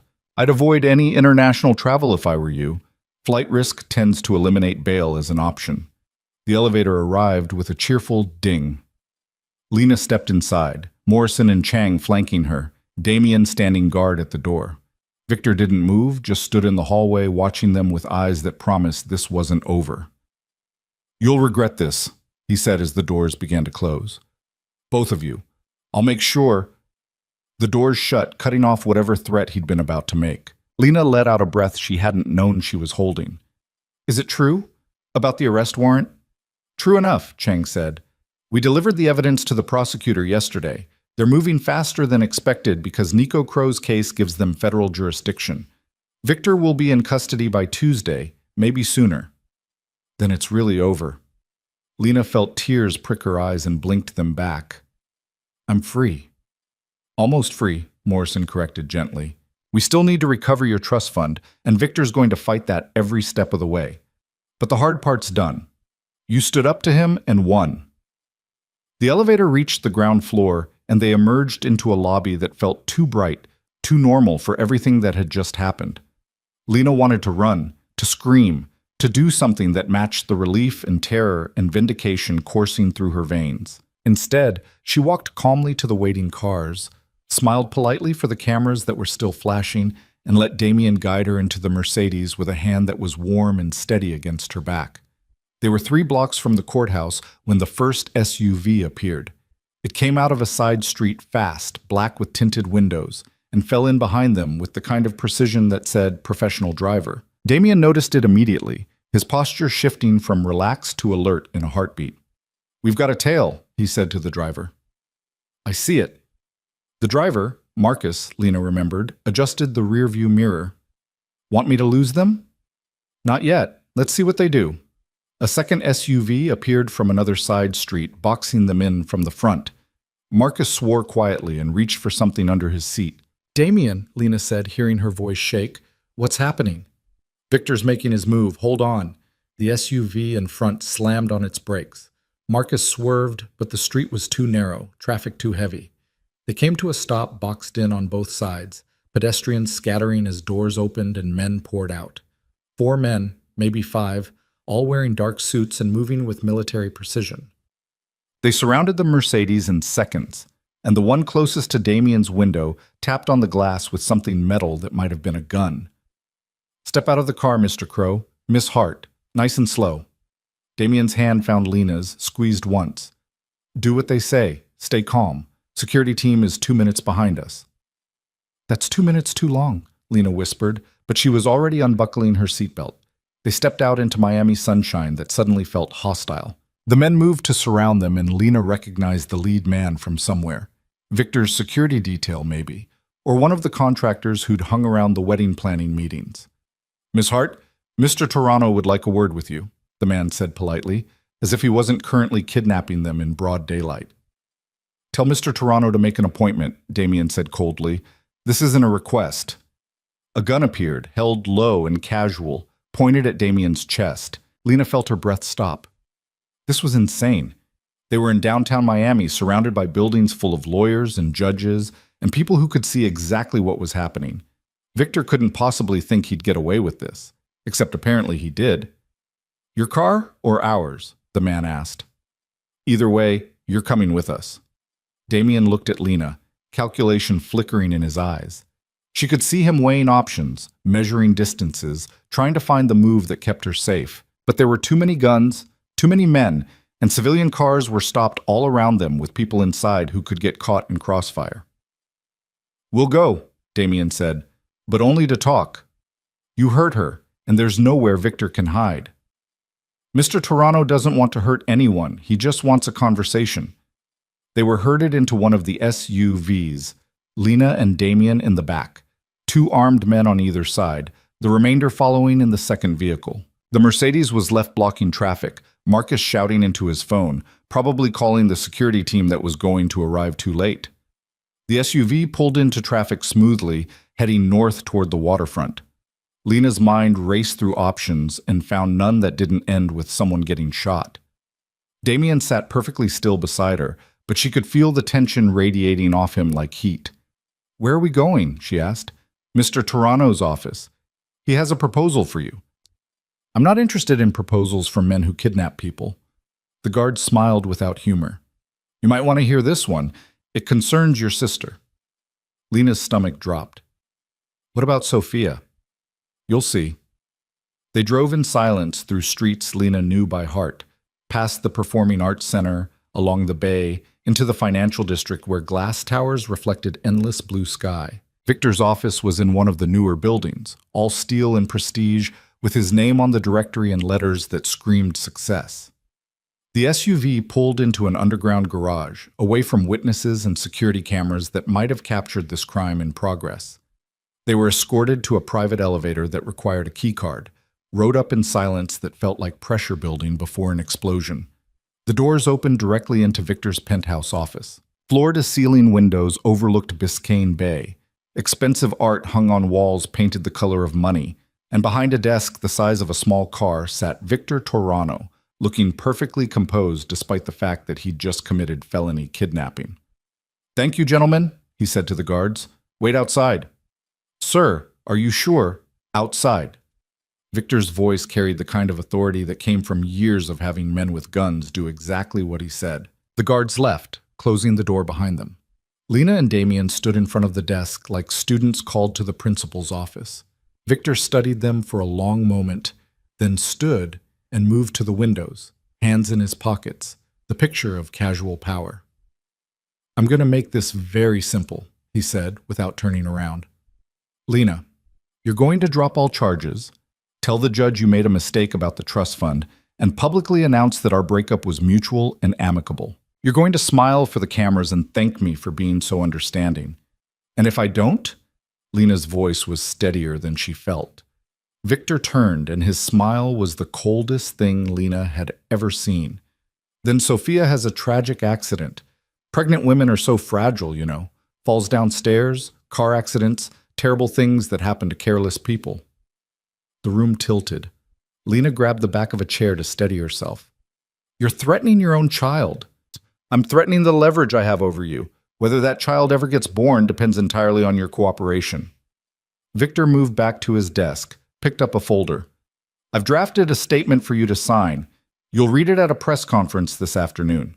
Damien, you'll stand beside her and confirm that you were simply offering friendly support during a difficult time. No conspiracy, no evidence tampering, no vendetta." "You're insane," Damien said flatly. "You really think you can kidnap us, threaten murder, and we'll just cooperate?" "I think you'll weigh my sister's life against your revenge and make the obvious choice," Victor said, looking at Lena. "Unless you care more about hurting me than saving her." Lena's mind was racing. Sophia had betrayed her, destroyed her wedding, stolen the man Lena had thought she'd loved. But Sophia was still her sister, still carrying a child who had no say in any of this. Could Lena really let an innocent baby die just to see Victor punished? "How do I know you won't hurt her anyway?" she asked. "Even if I do what you want?" "You don't. But you know for certain what happens if you refuse." Victor slid the folder across the desk. "Sign it, Lena. Be smart for once in your life." Damien's hand found hers under the table, squeezed hard enough to hurt. She glanced at him and saw fury in his eyes, but also calculation. He was trying to tell her something, trying to communicate without words. "Trust me," his expression said. "Play along." Lena picked up the folder with shaking hands, opened it, scanned the statement Victor had prepared. It was comprehensive in its lies. She was emotionally unstable. Damien had taken advantage of her vulnerable state. Victor had only ever wanted what was best for her.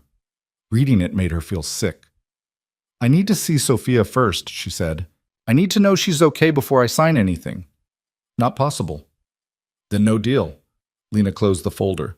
"You want me to sacrifice everything to save her? Prove she's actually in danger. Let me talk to her." Victor's jaw tightened. "You're not in a position to negotiate." "Neither are you. The prosecutor has enough evidence to arrest you whether I cooperate or not. The judge already ruled against your guardianship petition. Your construction loans are underwater and due in 6 weeks. You're desperate, Victor, and desperate men make mistakes. Lena leaned forward. Let me see Sophia. Then we'll talk about cooperation. For a long moment, Victor just stared at her. Then he pulled out his phone, dialed a number. Bring her up, he said. The wait felt eternal.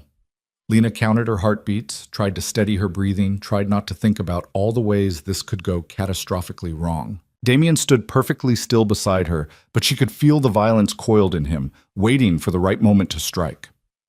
The door opened and Sophia walked in.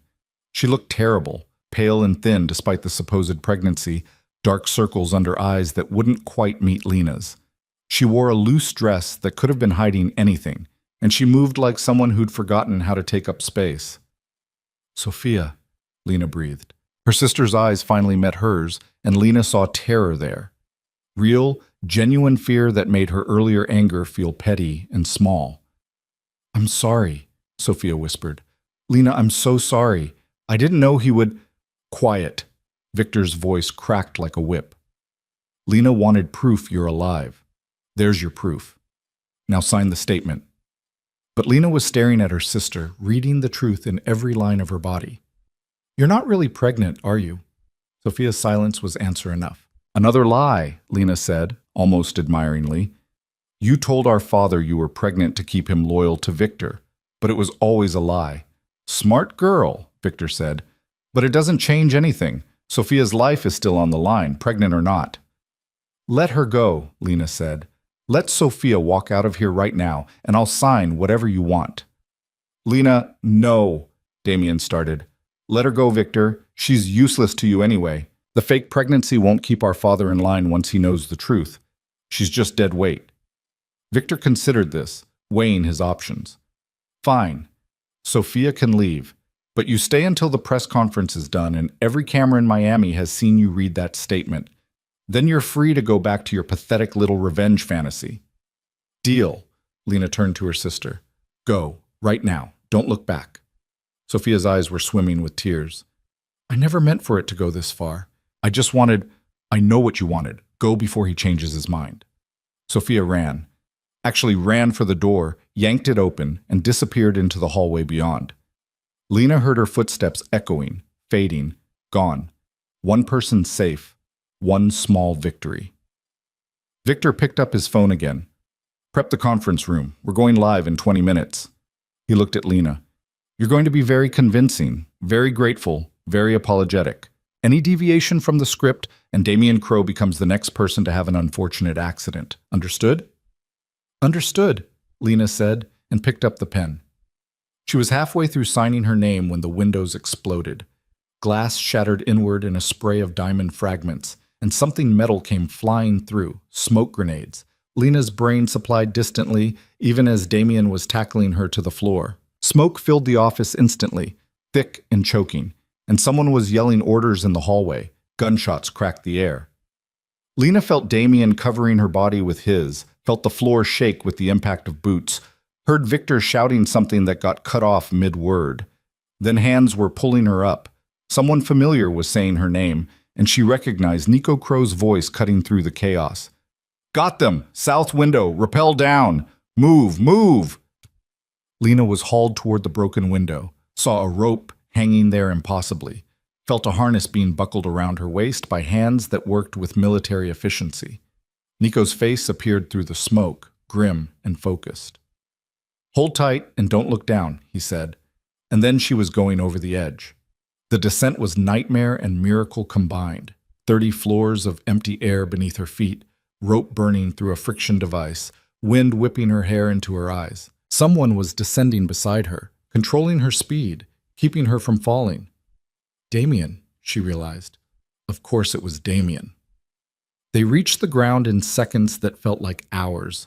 A van was waiting, back doors open, and they were being pulled inside by more men in tactical gear who moved with the precision of a SWAT team.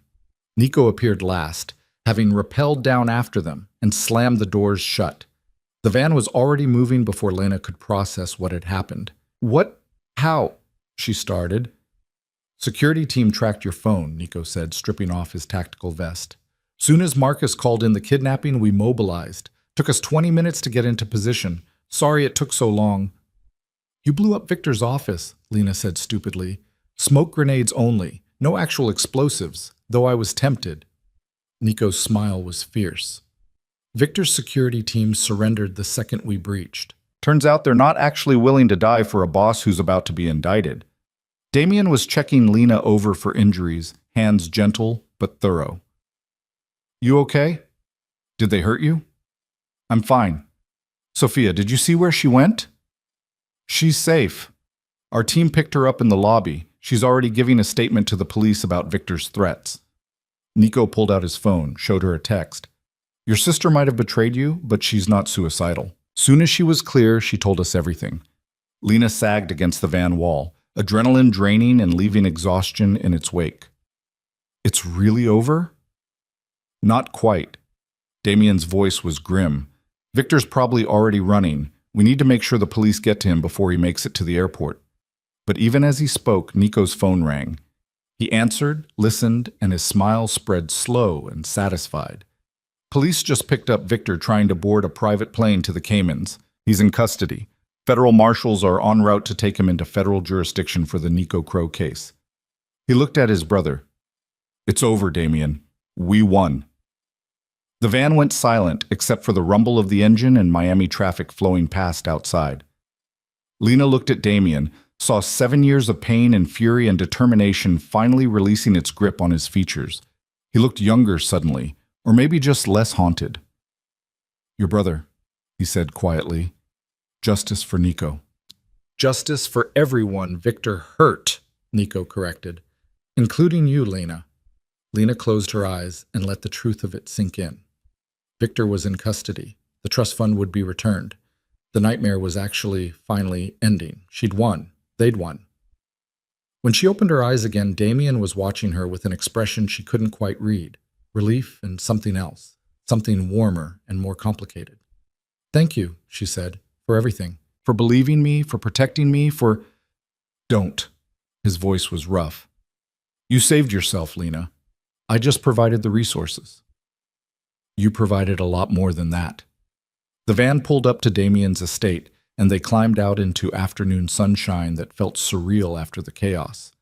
Elena was waiting at the door, and she pulled Lena into a hug that felt maternal and safe. The lawyers called, she said. Judge Reeves issued an emergency order freezing all of Victor's assets pending the criminal investigation. Your trust fund is protected. Another weight lifted. Lena felt tears finally come, relief and exhaustion and residual terror, all mixing together. Elena just held her and made soothing sounds while Damien and Nico handled the security team debrief. Eventually, the tears stopped. Lena pulled back, wiped her eyes, tried to smile. Sorry, I don't usually fall apart like this. After what you've been through, you're entitled. Elena guided her inside. Come on. Hot bath, good meal, and sleep. Everything else can wait until tomorrow. But before Lena could follow, Damien's hand caught her arm. Lena, there's something you should know. She turned, saw something vulnerable in his expression. What?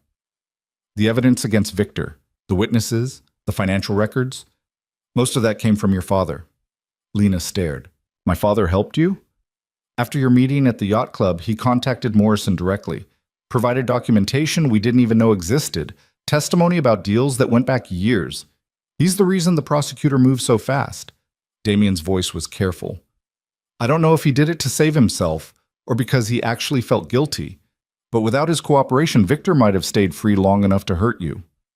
Lena didn't know how to feel about that. Her father was still a coward who'd sold her for business advantage. But apparently he was a coward with limits. Someone who'd chosen his daughter over his partner when push finally came to shove. It wasn't forgiveness. It wasn't even close. But it was something. I'll deal with him later, she said. Right now I just want to sleep for about a week. Damien's smile was gentle. That can be arranged. Lena let Elena lead her upstairs. Let the older woman run a bath and lay out clean clothes and generally mother her in a way her own mother never had the chance to. The hot water soaked away the last of the adrenaline, and by the time Lena climbed into bed, she was already halfway to unconsciousness. She woke to darkness and the sound of waves, disoriented until memory returned in a rush. Victor arrested. Trust fund safe. Nightmare over. She'd checked her phone. 2 in the morning. Messages from Morrison confirming that Victor's bail had been denied and he'd be transferred to federal custody in the morning. Lena should have felt victorious.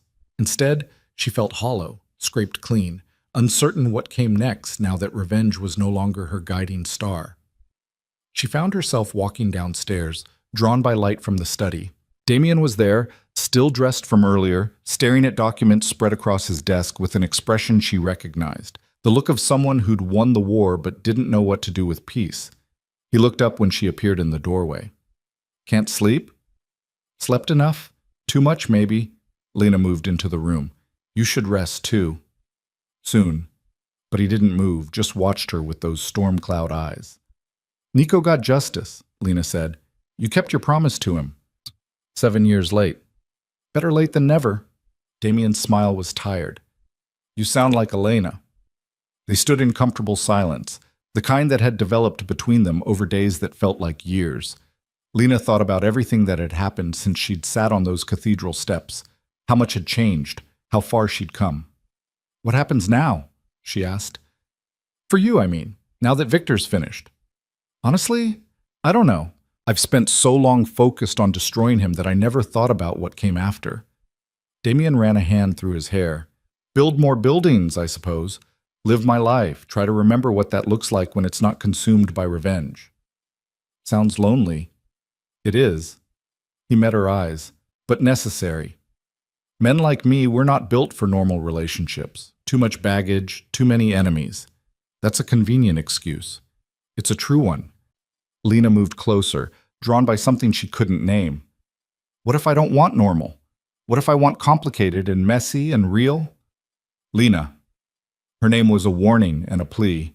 "You just got out of one relationship with a dangerous man. Don't walk into another. You're nothing like Victor. No, I'm worse in some ways. I've done things, hurt people, made choices that can't be unmade. You deserve better than that." "Stop telling me what I deserve," Lena said fiercely. "I've had enough men making decisions for me. I'm asking what you want." Damien looked at her for a long moment, something breaking in his expression. "I want you to be happy. I want you to be safe. I want you to have the life Victor tried to steal. And if that life includes you, then I'd be the luckiest bastard in Miami." His voice was raw, honest. "But I won't trap you into something just because we survived a crisis together. You need time to figure out who you are when you're not running or fighting, and I need to do the same." It hurt, but Lena recognized the wisdom in it. They were both people defined by trauma and revenge, and building something real required knowing who they were beneath that. Rushing into whatever this was between them would be repeating old mistakes with new faces. "So we wait," she said. "We wait. We heal. We figure out who we are separately." Damien's hand found hers, warm and solid. "And if in 6 months or a year you still feel this way, and I still feel this way, we'll talk about what comes next." Lena squeezed his hand, feeling tears prick her eyes again. "That's very mature and reasonable, and I hate it." His laugh was surprised and genuine. "Me too, but it's right." "I know." She stood on tiptoe and kissed his cheek, soft and brief. "Thank you, Damien. For everything. For seeing me when everyone else looked through me. For making me feel strong instead of broken. You were always strong. You just needed reminding." Lena left him there in the study, walked back upstairs, and climbed into bed with a heart that ached but felt strangely whole. She'd lost her fiancé, her sister's loyalty, her father's respect, but she'd gained something infinitely more valuable. Her own strength, her own voice, her own life that she'd chosen instead of accepting what others decided for her. And someday, maybe, she'd gain something more. Someone who saw her not as property or weapon or prize, but as an equal partner in building something real. But first, she had to figure out who Lena Hart actually was. And that journey started tomorrow. Tomorrow came with purpose Lena hadn't felt in months. She woke to sunlight streaming through windows that no longer felt like a fortress, dressed in clothes that were hers instead of borrowed, and went downstairs to find Morrison and Chang already waiting in the dining room with paperwork that would officially end Victor's control over her life. The trust fund audit came back, Morrison said, sliding a folder across the table.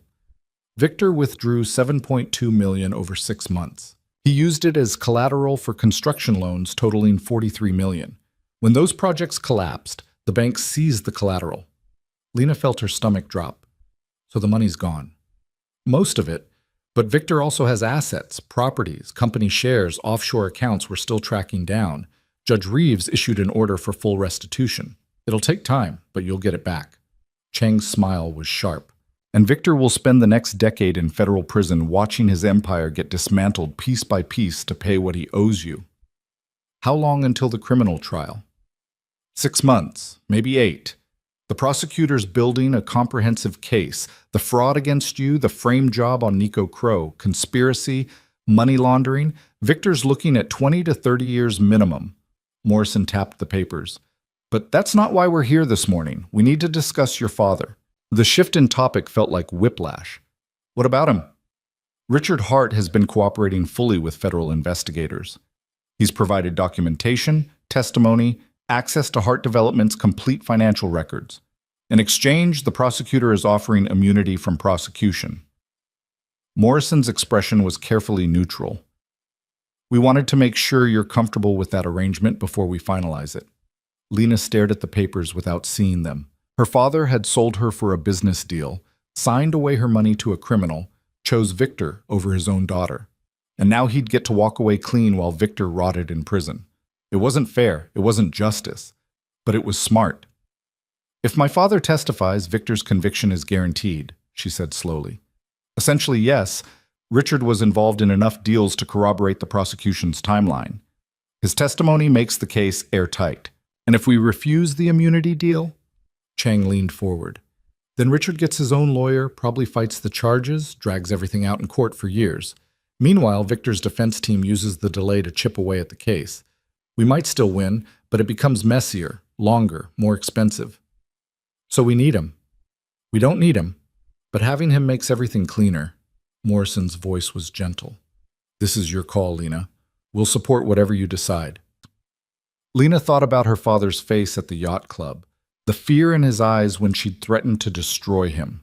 She thought about all the times he'd chosen business over family, all the ways he'd failed to protect her when that should have been his most basic obligation. She also thought about Nico, who'd lost 5 years to Victor's lies. About every other person Victor had hurt or would hurt if he ever got free. About justice that was bigger than her personal vendetta. Give him immunity, she said, but I want something in return. What kind of something? I want Hart Development. Not the whole company, just controlling interest. Enough that my father can never make another major decision without my approval. Lena met Morrison's eyes.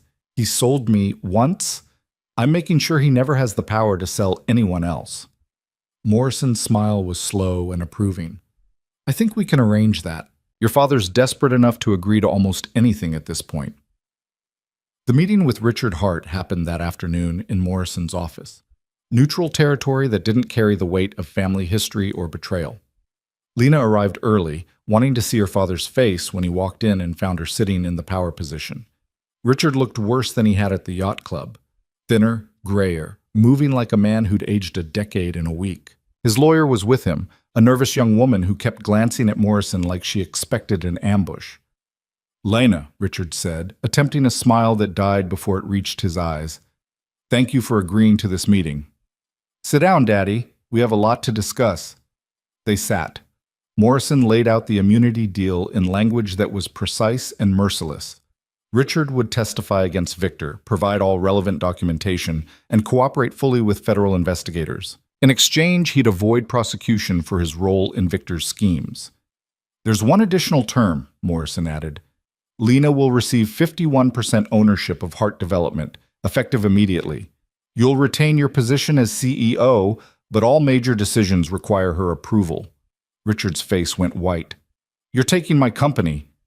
I'm ensuring you can't use it to hurt people again, Lena corrected. You'll still run day-to-day operations. You'll still draw your salary. But you'll never again have the authority to sell someone's future for a construction contract. That's not fair. I built that company from nothing, spent 40 years. You spent 40 years making deals with criminals and calling it business. Lena's voice was cold. You signed away my trust fund to a man who was framing innocent people. You knew Victor was dirty, and you didn't care as long as you profited. So no, Daddy, you don't get to lecture me about fair. Richard looked at his lawyer, who shrugged helplessly.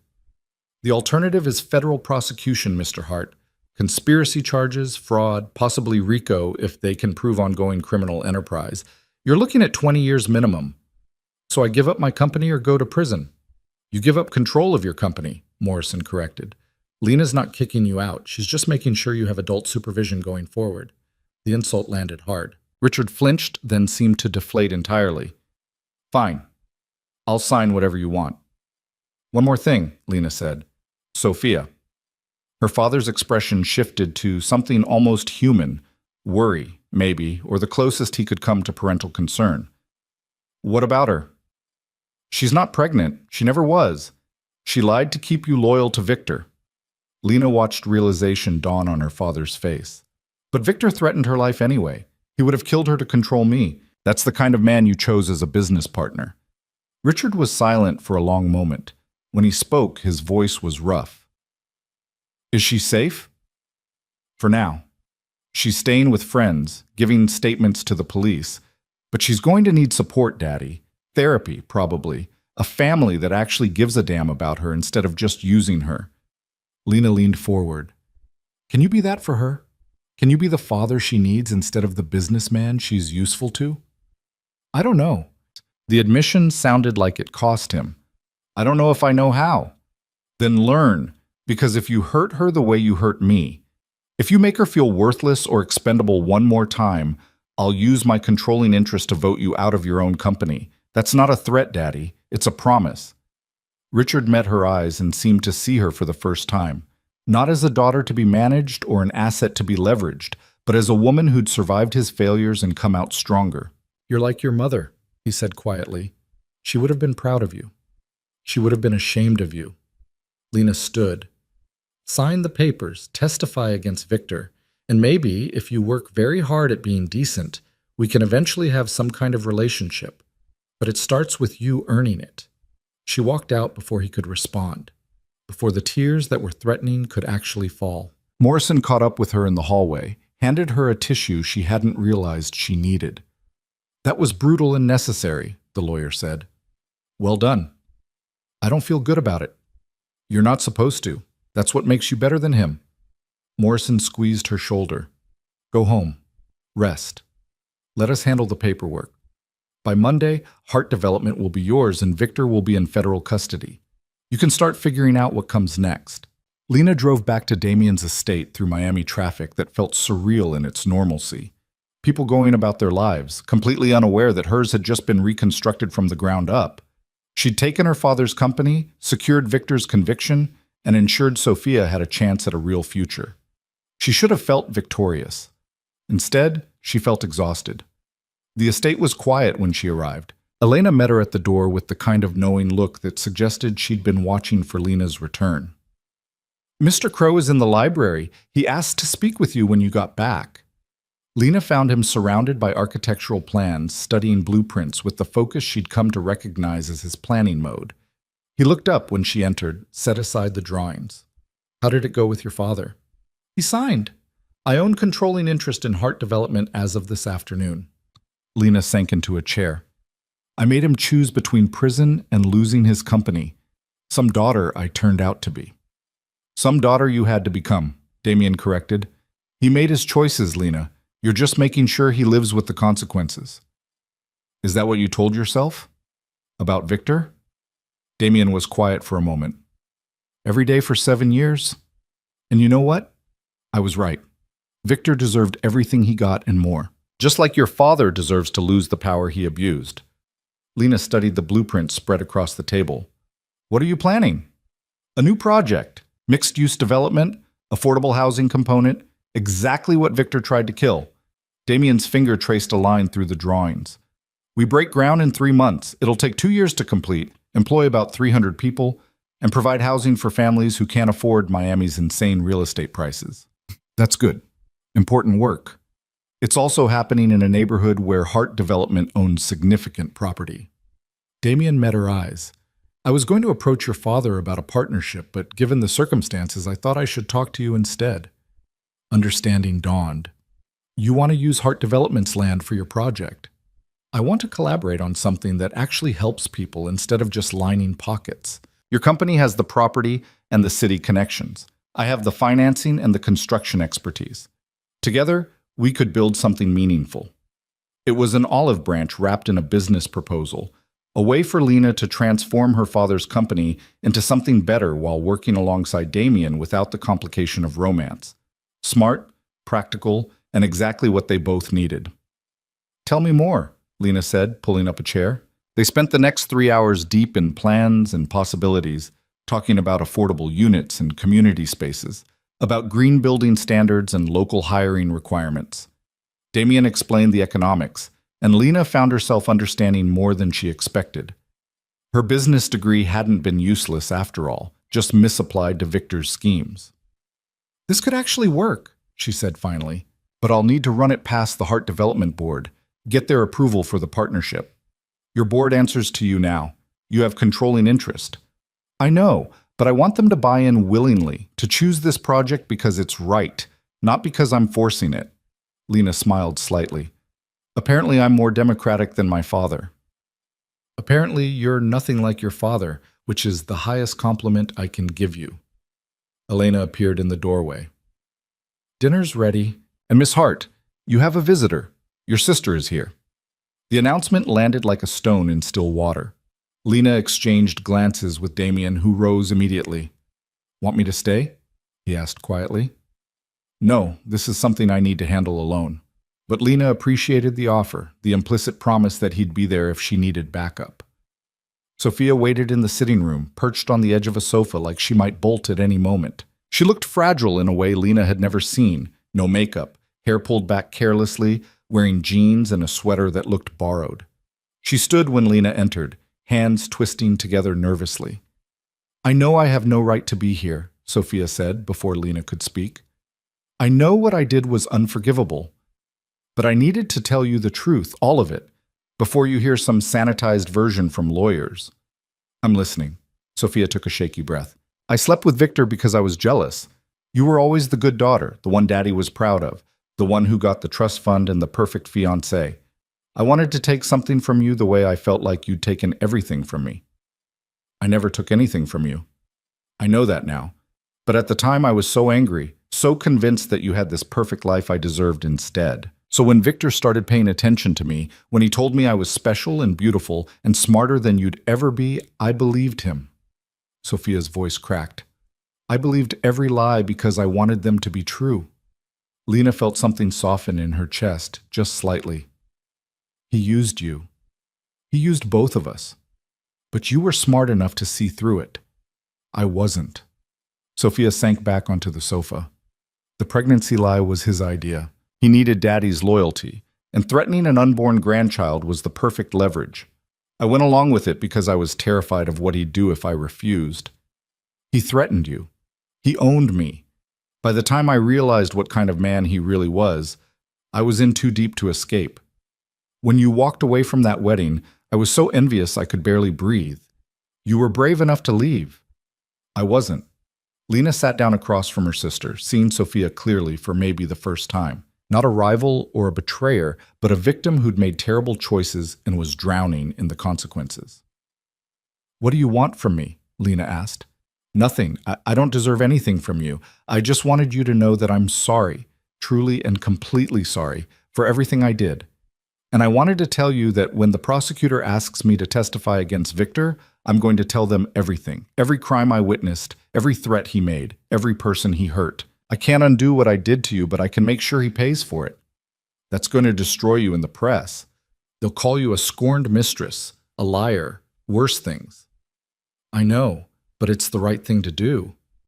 Sophia met her eyes, and Lena saw genuine remorse there. I spent 6 months being the kind of person who sleeps with her sister's fiancé. I don't want to be that person anymore.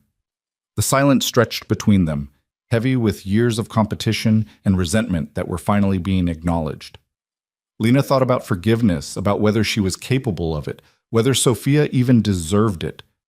"I can't forgive you," she said finally. "Not yet. Maybe not ever. What you did hurt too much. I understand. But I don't hate you either.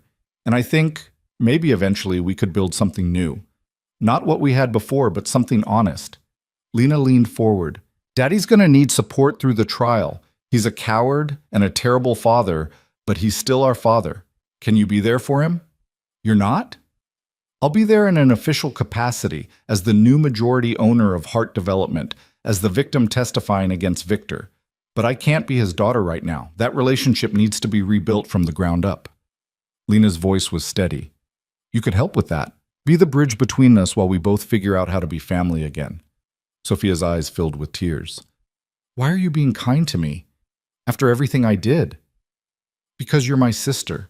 Because we're both victims of the same man, just in different ways. And because holding on to anger forever sounds exhausting." Lena stood.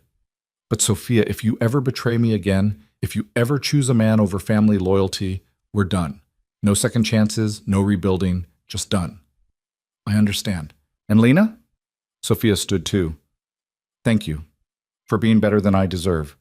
She left quietly, and Lena stood alone in the sitting room, feeling something she hadn't expected. Hope. Not that everything would be perfect, but that maybe, eventually, the broken pieces could be rearranged into something whole, even if it looked different than before. The next week passed in a blur of legal proceedings and business meetings. Victor was formally arraigned on 17 federal charges and remanded without bail. Richard Hart testified before a grand jury and looked 10 years older when he emerged. Morrison and Chang filed the final paperwork transferring control of Hart Development to Lena, making her one of the youngest majority owners of a major construction firm in Miami. And through it all, Damien worked alongside her, not as a romantic interest, but as a partner in building something that mattered. They met with architects and city planners, with community leaders and potential investors. The affordable housing project grew from blueprints to actual possibility, something tangible and real that would exist long after the revenge was forgotten. Lena found herself enjoying the work in a way she'd never enjoyed anything Victor had involved her in. This was creation instead of destruction, building instead of tearing down. She had opinions about unit layouts and green spaces, about childcare facilities and public transportation access. And people listened to her, treated her ideas as valuable instead of decorative. She was becoming someone new, someone who'd survived betrayal and come out stronger, who'd taken her father's company and redirected it toward actual good, who'd looked at the man who destroyed her wedding and refused to let that define her future. 2 weeks after Victor's arrest, Lena stood in the Hart Development boardroom presenting the affordable housing partnership to executives who'd worked with her father for decades. She laid out the financials, the community benefits, the long-term value of building goodwill instead of just profit margins. "This is a significant departure from our usual projects," the CFO said carefully. "Mr. Hart Sr. typically focused on luxury development. Mr. Hart Sr. also typically colluded with criminals and nearly destroyed the company through his association with Victor Torano," Lena said pleasantly. "I'm proposing we try a different approach, one that's both profitable and ethical." The boardroom went silent. Then the CFO smiled slightly. "Point taken, Miss Hart. I move we approve the partnership with Crow Enterprises." The vote was unanimous. Lena called Damien immediately after the meeting. "We're approved. Construction can start as scheduled." "That's excellent news. We should celebrate." "Dinner tonight? Somewhere public and absolutely not romantic?" His laugh was warm through the phone. "I know just the place." They met at a restaurant on the waterfront, casual, noisy, packed with families and tourists who had no idea they were dining near Miami's newest power partnership. Damien ordered wine, and Lena found herself actually relaxing for the first time in weeks. "How does it feel?" he asked. "Being a business mogul?" "Terrifying, exhilarating, like I'm finally doing something that matters instead of just existing to make men happy." Lena sipped her wine. "Your brother stopped by the office yesterday." "Nico, what did he want?" "To thank me for helping bring Victor down, for giving him closure." Lena smiled.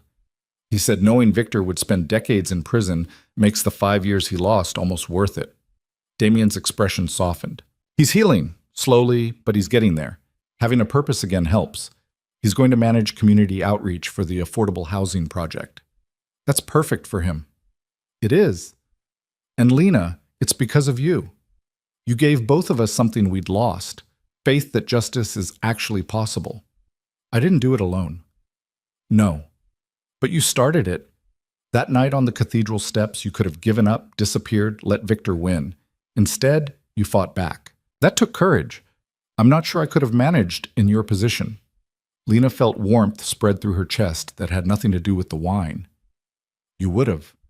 You spent 7 years fighting for Nico. That's the definition of courage.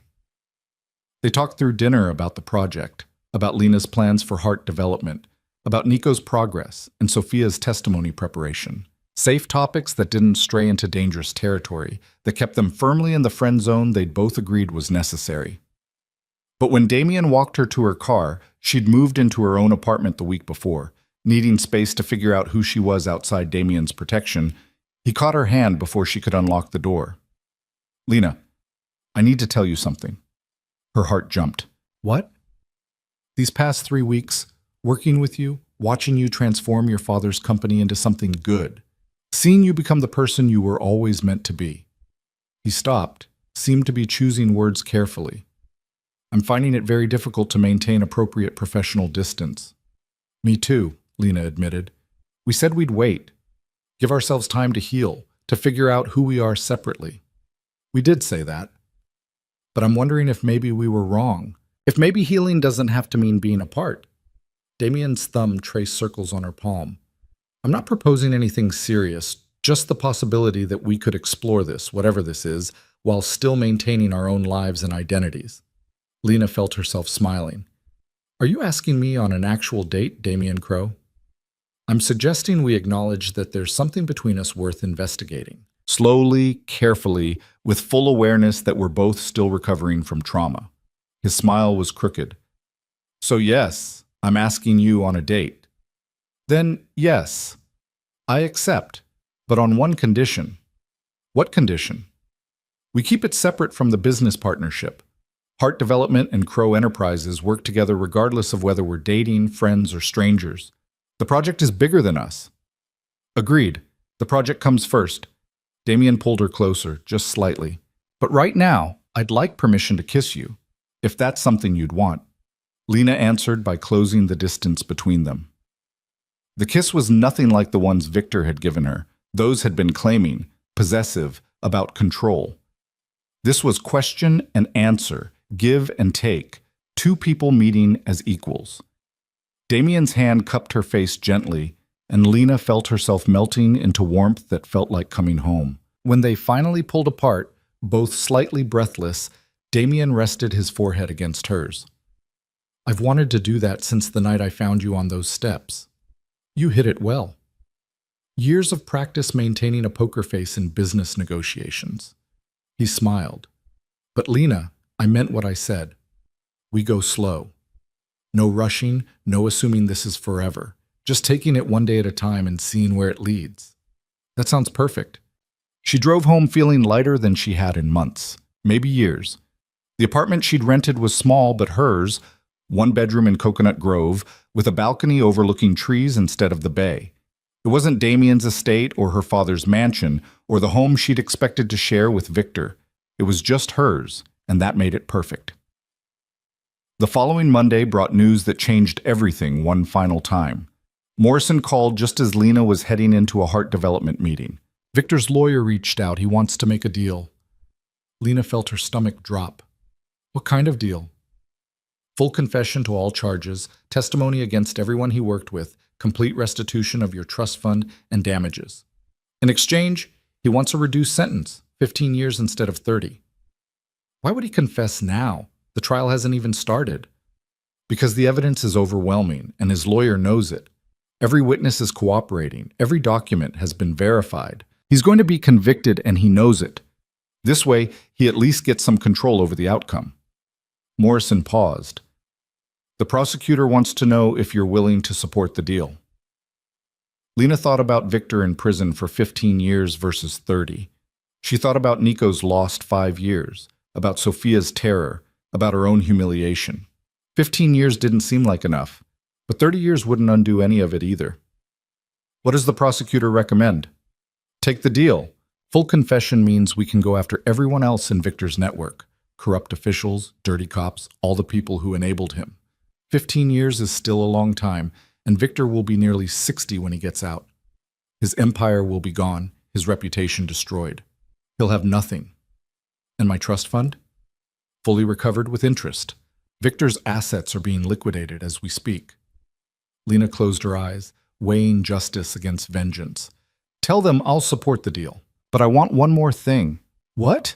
I want to face him one last time, in court, on record. I want to tell him exactly what he took from me and exactly how I survived despite him. Victim impact statement. I can arrange that. Then we have a deal. The hearing happened 2 weeks later in the same courthouse where Judge Reeves had dismissed Victor's guardianship petition. But this time, the courtroom was packed, press in the gallery, federal prosecutors at their table, and Victor in an orange jumpsuit that stripped away every pretense of power. He looked smaller somehow, diminished by circumstances he could no longer control. When his eyes found Lena's across the courtroom, there was no arrogance left, just the hollow recognition of a man who'd finally lost. The judge, a different one, federal this time, reviewed the plea agreement with efficiency.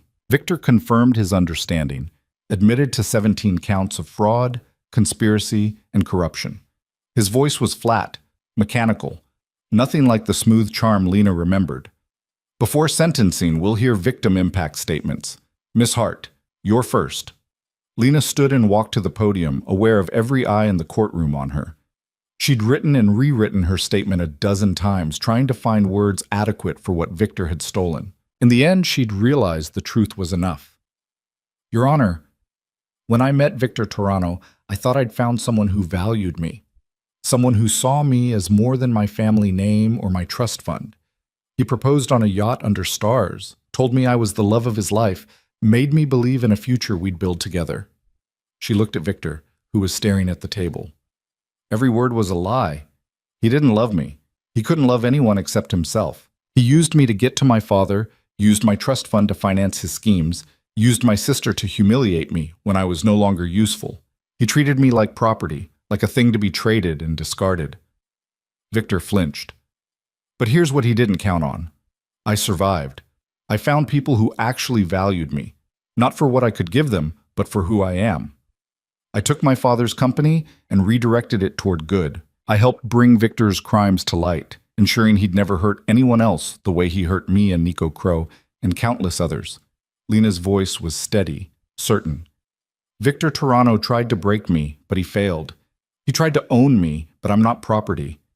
I'm a woman who's stronger than he ever imagined, smarter than he gave me credit for, and absolutely done letting him have any power over my life. So, Your Honor, I support this plea agreement not because 15 years is enough. It isn't. But because I'm ready to move on. I'm ready to stop defining myself by what he did to me and start defining myself by what I've built despite him. She turned back to Victor one last time. You're nothing to me now, just a cautionary tale I'll tell when I'm old about the time I almost married a monster and escaped just in time. Enjoy prison, Victor. I hope every single day feels like the eternity you deserve. She returned to her seat in silence, so profound it felt sacred. Damien, sitting in the gallery, caught her eye and nodded once. Approval and pride and something deeper. The judge sentenced Victor to 15 years in federal prison with no possibility of parole. He'd serve every day of it, and when he emerged, he'd be a ghost of the man who'd tried to destroy Lena Hart. But Lena wouldn't be a ghost. She'd be thriving. After the hearing, after the press conference, and the final meetings with Morrison and Chang, Lena found Damien waiting by his car in the courthouse parking garage. You were magnificent in there, he said. I was honest. Turns out that's more powerful than I realized. Lena Hart, business mogul and truth teller. Miami doesn't know what's about to hit it. She laughed, feeling freer than she'd felt in years. Want to get out of here? Go somewhere that isn't courts or offices, or anywhere we have to be professional? I know a place. They drove south along the coast, past South Beach and its neon excess, past mansions and marinas, until the city thinned into something quieter. Damien pulled off at a small beach access that probably wasn't technically public, but no one seemed to care. They walked on sand still warm from the afternoon sun, waves gentle against the shore, and Lena felt the last of the tension finally leave her shoulders. "Thank you," she said, "for everything. For saving me that night, for helping me fight back, for showing me I could be more than what Victor wanted me to be." "You did that yourself. I just provided resources and moral support." "You provided hope. That's worth more than resources." Damien stopped walking, turned to face her with sunset painting the sky gold and pink behind him. "Lena, I need you to understand something. These past weeks, working with you, seeing you transform pain into purpose, I've fallen for you. Not the broken woman on the cathedral steps, but the powerful woman you've become. The one who takes her father's company and makes it ethical, who faces down criminals in court, who rebuilds her life exactly how she wants it." Lena's heart was pounding. "Damien, I know we said slow. I know we're still healing, but I don't want to waste time pretending I don't feel this. Life's too short and too uncertain." He took her hands. "So I'm asking, clearly and honestly, if you'd be willing to build something with me. Not fast, not reckless, but real and honest and whatever we want it to be." Elena looked at him. This man who'd seen her at her lowest and treated her with dignity, who'd fought beside her without trying to control her, who'd shown her what partnership actually looked like. "Yes," she said simply, "let's build something real." He kissed her as the sun sank into the ocean, and Lena thought about beginnings and endings, about cathedral steps and federal courtrooms, about the girl she'd been and the woman she'd become. She'd started this journey broken and alone, discarded on cold stone by a man who'd never valued her. She was ending it strong and partnered, standing on warm sand with someone who saw exactly who she was and loved her for it. That felt like the best revenge of all. The sunset faded to twilight, and they walked back to the car hand in hand. Something fundamental shifted between them. This wasn't the desperate alliance forged in crisis anymore. It was a choice they were both making with clear eyes and healed hearts, building something new on foundations they'd laid together. The drive back to the city felt different too, quieter in a way that suggested contentment rather than tension. Damien's hand found hers across the console, and Lena laced their fingers together, marveling at how natural it felt. "I should warn you," Damien said as Miami's lights appeared on the horizon, "dating me comes with complications. The business world will have opinions. Some people will say you're using me for connections. Others will say I'm manipulating you for access to heart development. Let them talk. I spent too long caring what people thought." Lena squeezed his hand. "Besides, anyone who knows us knows we're partners first. The business relationship exists independently of whatever this becomes." Speaking of which, Nico called earlier. The City Council approved the affordable housing project unanimously. We break ground next month. "That's incredible." Lena felt pride swell in her chest. "Your brother must be thrilled." "He is. He's already organizing community meetings, getting input from the families who'll actually live there. It's good seeing him engaged again, purposeful." Damien's voice carried warmth that only appeared when he talked about Nico. "You gave him that. Gave us both closure and a future worth building." "We gave each other that," Lena corrected.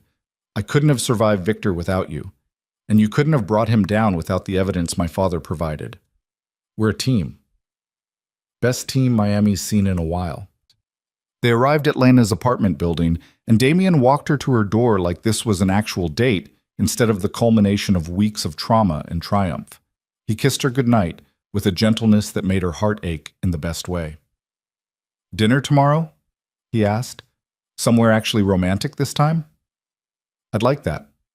"But Damien, slow, remember? We're not rushing into anything." "Slow," he agreed, "but deliberate. I'm done pretending I don't want this." "Me too." She watched him drive away, then let herself into an apartment that finally felt like home. Small, simple, hers. She poured a glass of wine and stood on the balcony watching Miami sparkle below, thinking about how far she'd come from those cathedral steps. Her phone buzzed with a text from Sophia asking if she wanted to meet for coffee tomorrow. Another from Morrison confirming that Victor's assets had been liquidated, and the trust fund would be fully restored by the end of the week. A third from Elena checking if Lena needed anything, the older woman's maternal instincts apparently extending beyond Damien's household. Lena responded to all three, building bridges and maintaining connections, creating a life that was full and real and entirely her own design. The next morning brought an unexpected visitor. Lena was reviewing contracts for the affordable housing project when her assistant buzzed to say Richard Hart was in the lobby requesting a meeting. Lena considered refusing, sending him away, maintaining the professional distance she'd worked so hard to establish. But curiosity won out.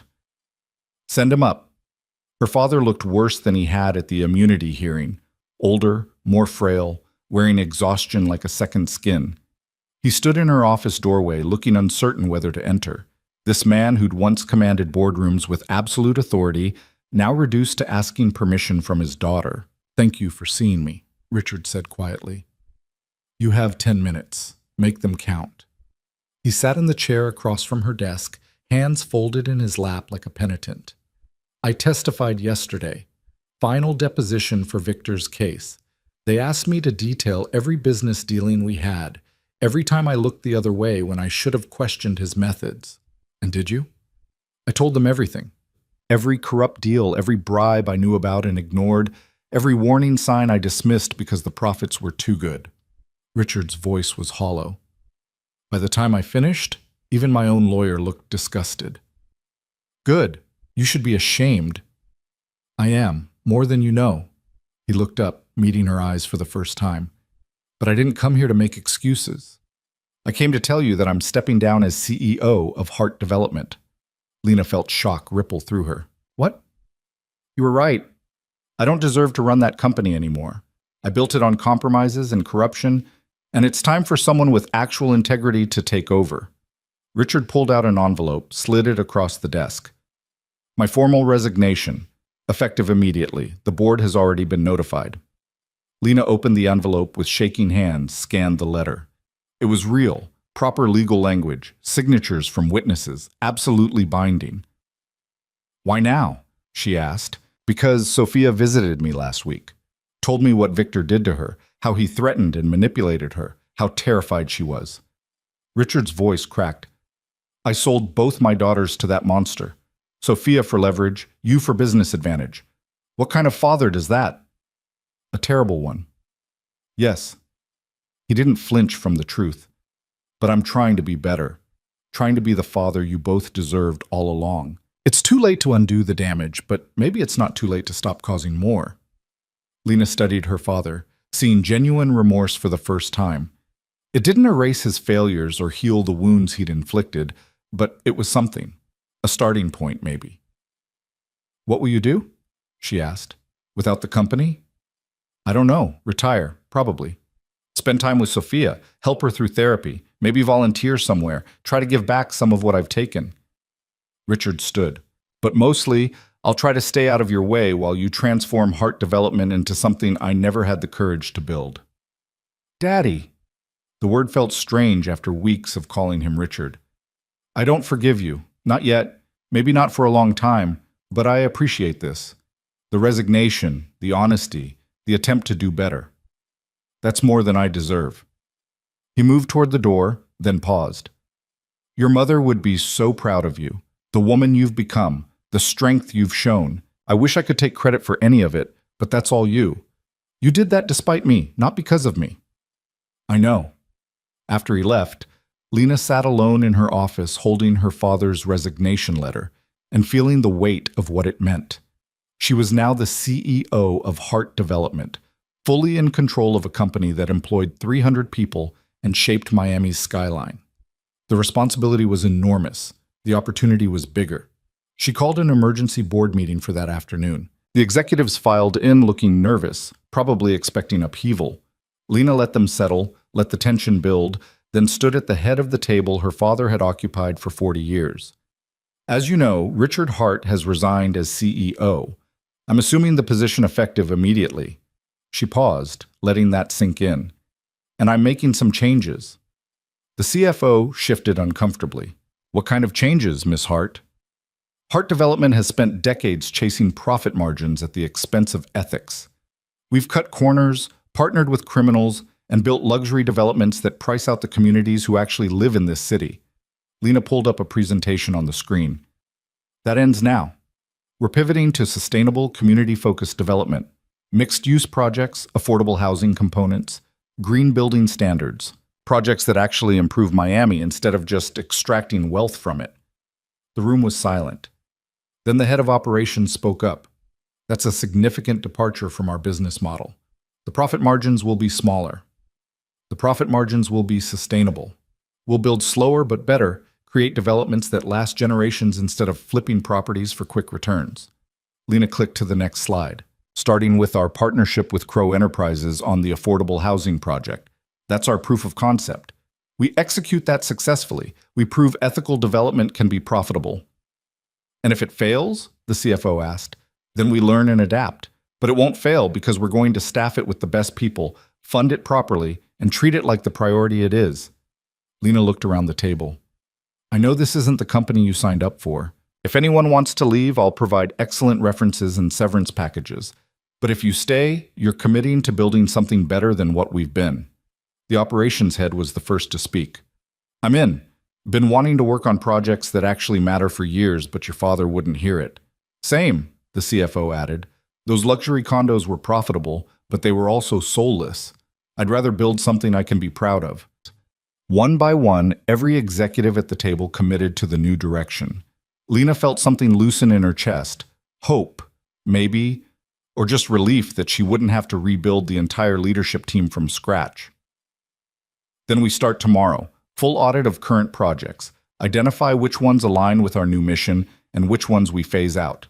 It'll take time, but we're building a legacy here, something that lasts.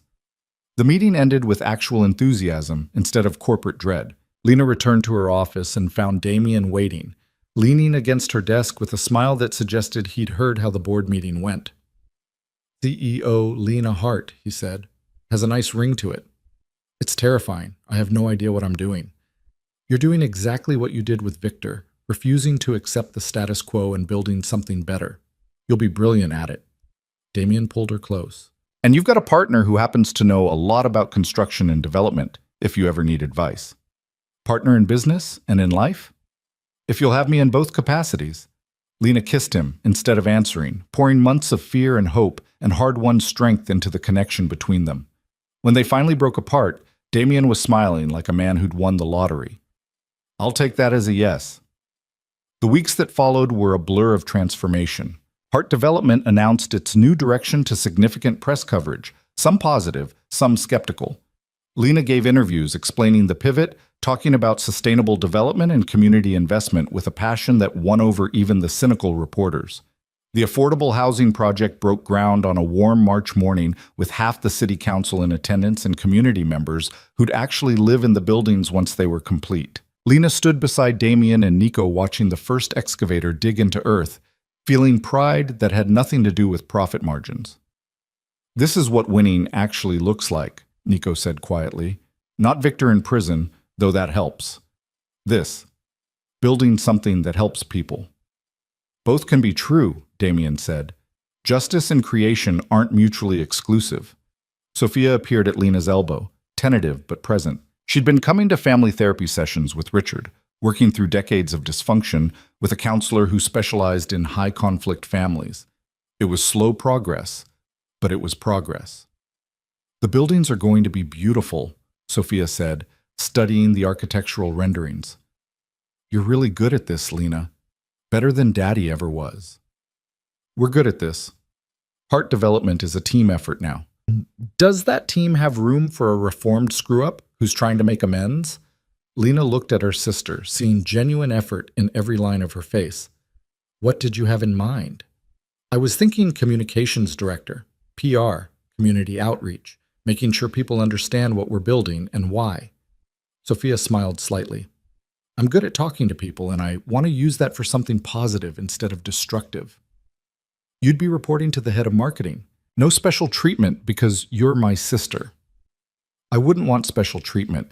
Just a chance to prove I can be useful for something other than wrecking your life. Lena considered this, weighing risk against opportunity. Sophia had betrayed her catastrophically, but she'd also testified against Victor and was genuinely trying to change. People deserved second chances, especially family. Okay, you can start Monday, but Sophia, if you mess this up, I know, no third chances. I won't let you down. She walked away to talk to the community representatives, and Damien slipped his hand into Lena's. That was generous. That was strategic. She's good with people, and we need someone who can build community trust. Lena leaned into his warmth. Plus, she's family. Complicated, damaged family, but still family. Speaking of family, Damien sounded nervous, which was unusual enough to make Lena look up. Elena's been asking when you're coming to dinner. Actual family dinner with Nico and the household staff and whoever else you'd want to include? That sounds suspiciously domestic. It is domestic. Elena's decided you're part of the family now, and she's making her signature lasagna. He smiled. Fair warning, once Elena adopts you, there's no escape. You'll be getting care packages and unsolicited advice for the rest of your life. I think I can live with that. The dinner happened the following Sunday at Damien's estate, which no longer felt like a fortress, but more like the home it was supposed to be. Elena had gone all out, lasagna and garlic bread and salad, tiramisu for dessert, wine that probably cost more than Lena's first car. Nico was there with a date, a quiet woman who worked in city planning and looked at him like he hung the moon. Sophia came with Richard, both of them careful and uncertain, but trying. Even Morrison and Chang made an appearance. The lawyers relaxed in a way Lena had never seen them during business hours. It felt like family. Not the dysfunctional nightmare Lena had grown up with, but chosen family. People who'd fought beside her and stuck around after the battle was won. To new beginnings, Damien said, raising his glass. To justice, to partnership, and to building futures that actually matter. They drank to that, and Lena felt tears prick her eyes. Happy tears this time. Relief and gratitude, and the overwhelming sense that she'd finally found where she belonged. After dinner, Damien walked her out to the garden overlooking the bay. Stars were coming out, bright against Miami's light pollution, and the waves provided gentle soundtrack to what felt like a moment stolen from real life. I have something for you, Damien said, pulling a small box from his pocket. Lena's heart jumped.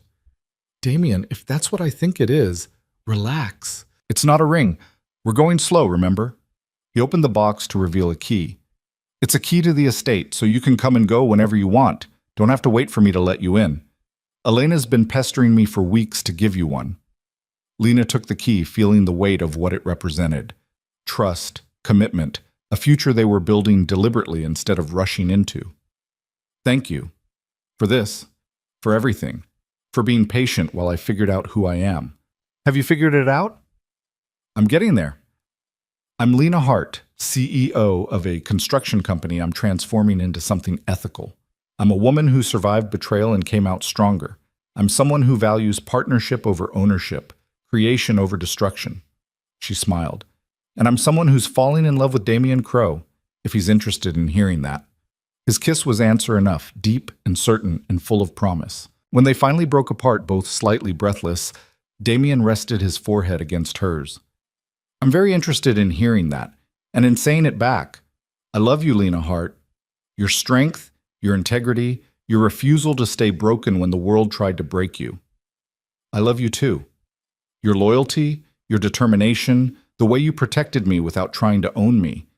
They stood there under Miami stars, two people who'd been damaged by the same man and had chosen to heal together, and Lena felt something settle into place. This was what love was supposed to feel like, safe and challenging, comfortable and exciting, built on respect instead of control. The months that followed were a study in building rather than destroying. The affordable housing project progressed ahead of schedule. Nico's community outreach ensuring local buy-in at every stage. Hart development pivoted successfully to ethical development, landing contracts that valued sustainability over pure profit. Victor's trial concluded with a conviction that surprised no one. He'd served 15 years in federal prison, watching from behind bars as everything he'd built crumbled. His properties were sold to pay restitution, his business empire dismantled, his name becoming synonymous with corruption in a city that had tolerated him too long. Lena attended the sentencing but felt nothing watching him be led away in chains. He was irrelevant now, a chapter closed, no longer worthy of her anger or attention. Her father completed his testimony and retreated into quiet retirement, spending his days volunteering at a legal aid clinic and trying to make amends for decades of ethical shortcuts. He and Lena weren't close, probably never would be, but they'd achieved something like peace. Shared family dinners happened monthly, awkward but genuine, building new foundations on the ruins of what had been. Sophia thrived in her new role at Heart Development, her natural charisma redirected toward community engagement and public relations. She and Lena would never have the relationship they might have had without Victor's interference, but they'd built something new, professional respect that was slowly becoming actual sisterhood. And through it all, Lena and Damien built a partnership that was equal parts business and romance. They worked on projects together, pushed each other to be better, and created something neither could have built alone. A year after that December night on Cathedral steps, Lena stood at a ribbon-cutting ceremony for the completed affordable housing development. 300 units, beautifully designed, priced for working families instead of investors. Community spaces, green areas, childcare facilities, everything they'd promised and more. The mayor was there, praising Heart Development's new direction. Community leaders thanked Crow Enterprises for investing in neighborhoods instead of just extracting from them. And families who'd been waiting for years for stable housing cried with relief as they received keys to their new homes. "We did this," Nico said, standing beside Lena. "Took Victor's evil and turned it into something good." "We did," Lena agreed, "and we're just getting started." Damien found her after the ceremony, pulled her into a quiet corner away from the celebrating crowds. "I need to ask you something," he said. "Should I be nervous?" "Probably." He smiled, pulled out a small box, and Lena's breath caught. "Before you panic, yes, this is what you think it is, but hear me out." He opened the box to reveal a ring, elegant, simple, a single diamond that caught the light and scattered it like hope. "I know we said slow. I know we're still figuring this out. But Lena, this past year has been the best of my life. Working with you, loving you, watching you transform everything you touch into something better." Damien's voice was steady, certain. "I don't want to rush you. I don't want to pressure you. But I want you to know that I'm all in. Completely, permanently, forever. When you're ready, if you're ever ready, I want to marry you. Build a life together. Create more projects that matter. Grow old arguing about building codes and community impact." Lena felt tears streaming down her face, happy tears that she didn't bother wiping away. "Are you asking me to marry you?" "I'm telling you I want to.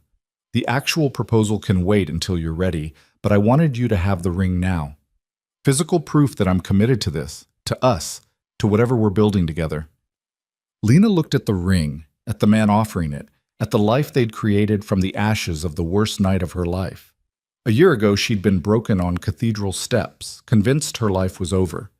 Now she was standing in the middle of a community she'd helped create, surrounded by people whose lives were better because she'd refused to stay broken. "Ask me," she said. "What?" "Ask me now, properly. I'm ready." Damien's smile was incandescent. He dropped to one knee right there, not caring who might see, holding up the ring with hands that shook slightly. "Lena Hart, love of my life, partner in all things, woman who turned my revenge into redemption. Will you marry me?" "Yes," Lena said, laughing and crying at the same time. "Yes, absolutely yes." He slipped the ring on her finger and stood to kiss her while applause erupted from the ceremony attendees who'd noticed what was happening. Elena was crying, Nico was grinning, Sophia was shouting congratulations, and the whole community they'd built together was celebrating this moment. It was perfect. It was real. It was everything Lena had thought she'd lost that December night, and so much more. They married 6 months later in a small ceremony on the beach where Damien had first told her he loved her.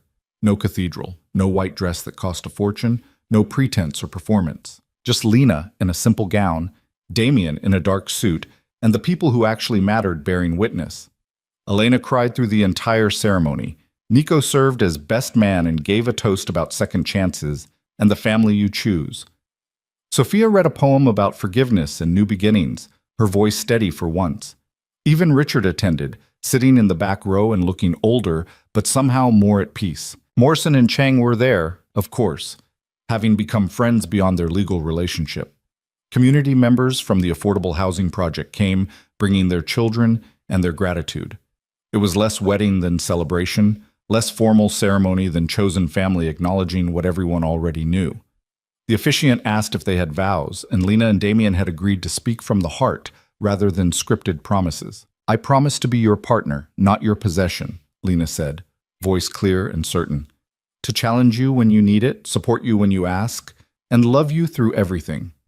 I promise to build with you, not for you, creating a life we both choose every single day. I promise to protect you without controlling you, Damien said. To respect your strength even when you feel weak. To see you as you are, instead of who I want you to be. I promise to be worthy of your trust, to earn it daily, and to never take for granted the gift of loving you. They exchanged rings, his matching hers, symbols of equality and commitment. They kissed as the sun set over the ocean, and Lena thought about circles and completion, about how far she'd come from those cathedral steps. The reception was at Damien's estate, transformed by Elena into something magical. Lights in the trees, tables on the lawn, food that was generous instead of pretentious, dancing and laughter and joy that felt earned rather than performed. Late in the evening, after the cake was cut and the first dance completed, Lena found herself alone on the terrace overlooking the bay. The same terrace where she'd stood a year ago, uncertain and afraid, trying to figure out who she was in the wreckage of her old life. Damien joined her, slipping an arm around her waist. "Happy?" he asked. Deliriously. "You?" "More than I thought possible." He kissed her temple. "Thank you." "For what?" "For taking a chance on a man in a black suit who stopped on cathedral steps. For trusting me when you had every reason not to. For building this with me." Lena turned to face him, framing his face with her hands. "I should be thanking you. You saved me that night. We saved each other. That's how the best partnerships work." They stood there watching Miami sparkle below, two people who'd survived the worst and chosen to build something beautiful from the ruins. Tomorrow they'd fly to Tuscany for a honeymoon, to an old villa they'd bought together and were slowly restoring. Eventually they'd return to Miami, to Heart Development and Crow Enterprises and all the projects they had planned. But tonight was about celebration, about acknowledging how far they'd come and how much further they'd go together. Inside, the party continued. Elena was dancing with Nico, both of them laughing at something the date had said. Sophia was talking with community members, practicing the communication skills that were finally being used for good. Richard sat with Morrison and Chang, looking almost comfortable in this world his daughter had created. "We should get back," Damien said. "People will talk if the bride and groom disappear from their own wedding." "Let them talk. I spent too long caring what people thought." But they went back anyway, hand in hand, to celebrate with the family they'd chosen and the community they'd built. Lena danced with Nico, with her father, with community members who thanked her for creating homes that actually felt like home. She threw the bouquet and watched Sophia catch it with surprise and delight. As midnight approached and the party began to wind down, Lena stood at the center of it all, feeling something she'd never quite felt before. Complete. Not because of Damien, though loving him helped. Not because of professional success, though building something meaningful mattered, but because she'd taken the worst moment of her life and transformed it into the foundation for something better. She'd been betrayed on cathedral steps and rescued by a stranger who became her partner. She'd lost her money and her family's loyalty and her faith in love, then found all of it again in better forms. She'd faced down the man who tried to break her and emerged stronger, more capable, more herself than she'd ever been when her life followed someone else's script. The last guest departed around 1 a.m, leaving just Lena and Damien and Elena, who refused help cleaning up but accepted hugs and promises to visit from Tuscany. "You make him happy," Elena told Lena quietly. "I've known Damien since he was a boy, and I've never seen him like this. At peace. He makes me happy too, makes me feel valued instead of useful. That's love, dear. The real kind, not the performance kind." Elena patted her cheek. "Now go. Enjoy your wedding night. The mess will still be here tomorrow." They climbed the stairs to the bedroom Lena had stayed in that first night, the one with locks on the door that she'd needed then, but didn't need anymore. Damien helped her out of the wedding dress with gentle hands, and they made love like partners, equals, two people choosing each other with clear eyes and full hearts. Afterward, lying tangled together in sheets that smelled like jasmine and possibility, Damien traced circles on Lena's shoulder. "Any regrets?" he asked. "About marrying you, none. About the path that led here." Lena thought about Victor, about betrayal and cathedral steps, and all the pain she'd endured. I wouldn't choose to go through it again, but I wouldn't trade where it brought me either. That's a good answer. I'm full of good answers these days. Turns out surviving trauma makes you wise. Or just too stubborn to stay broken. That too. They talked into the early morning about Tuscany and the villa restoration, about new projects Heart Development was considering, about whether they wanted children and what kind of parents they'd be.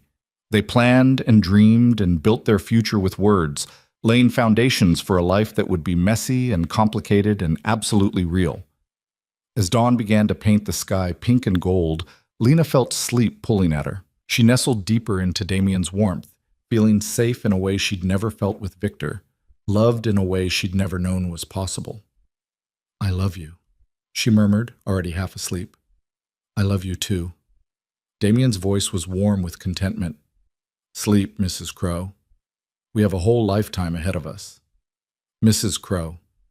The name still felt new, but Lena liked the sound of it. Not because it defined her. She was still Lena Hart professionally, still the CEO who was transforming her father's company, but because it represented choice. She'd chosen Damien, chosen this life, chosen to build something better than what had been stolen from her. She drifted off thinking about cathedral steps and black Mercedes, about a stranger who'd offered his coat and changed everything, about revenge transformed into justice, and justice transformed into creation, about the girl who'd sat broken in a wedding dress and the woman she'd become. Somewhere in federal prison, Victor Torano was serving his sentence, forgotten by everyone who mattered. His empire was dust, his name was poison, and he'd lost everything he'd valued.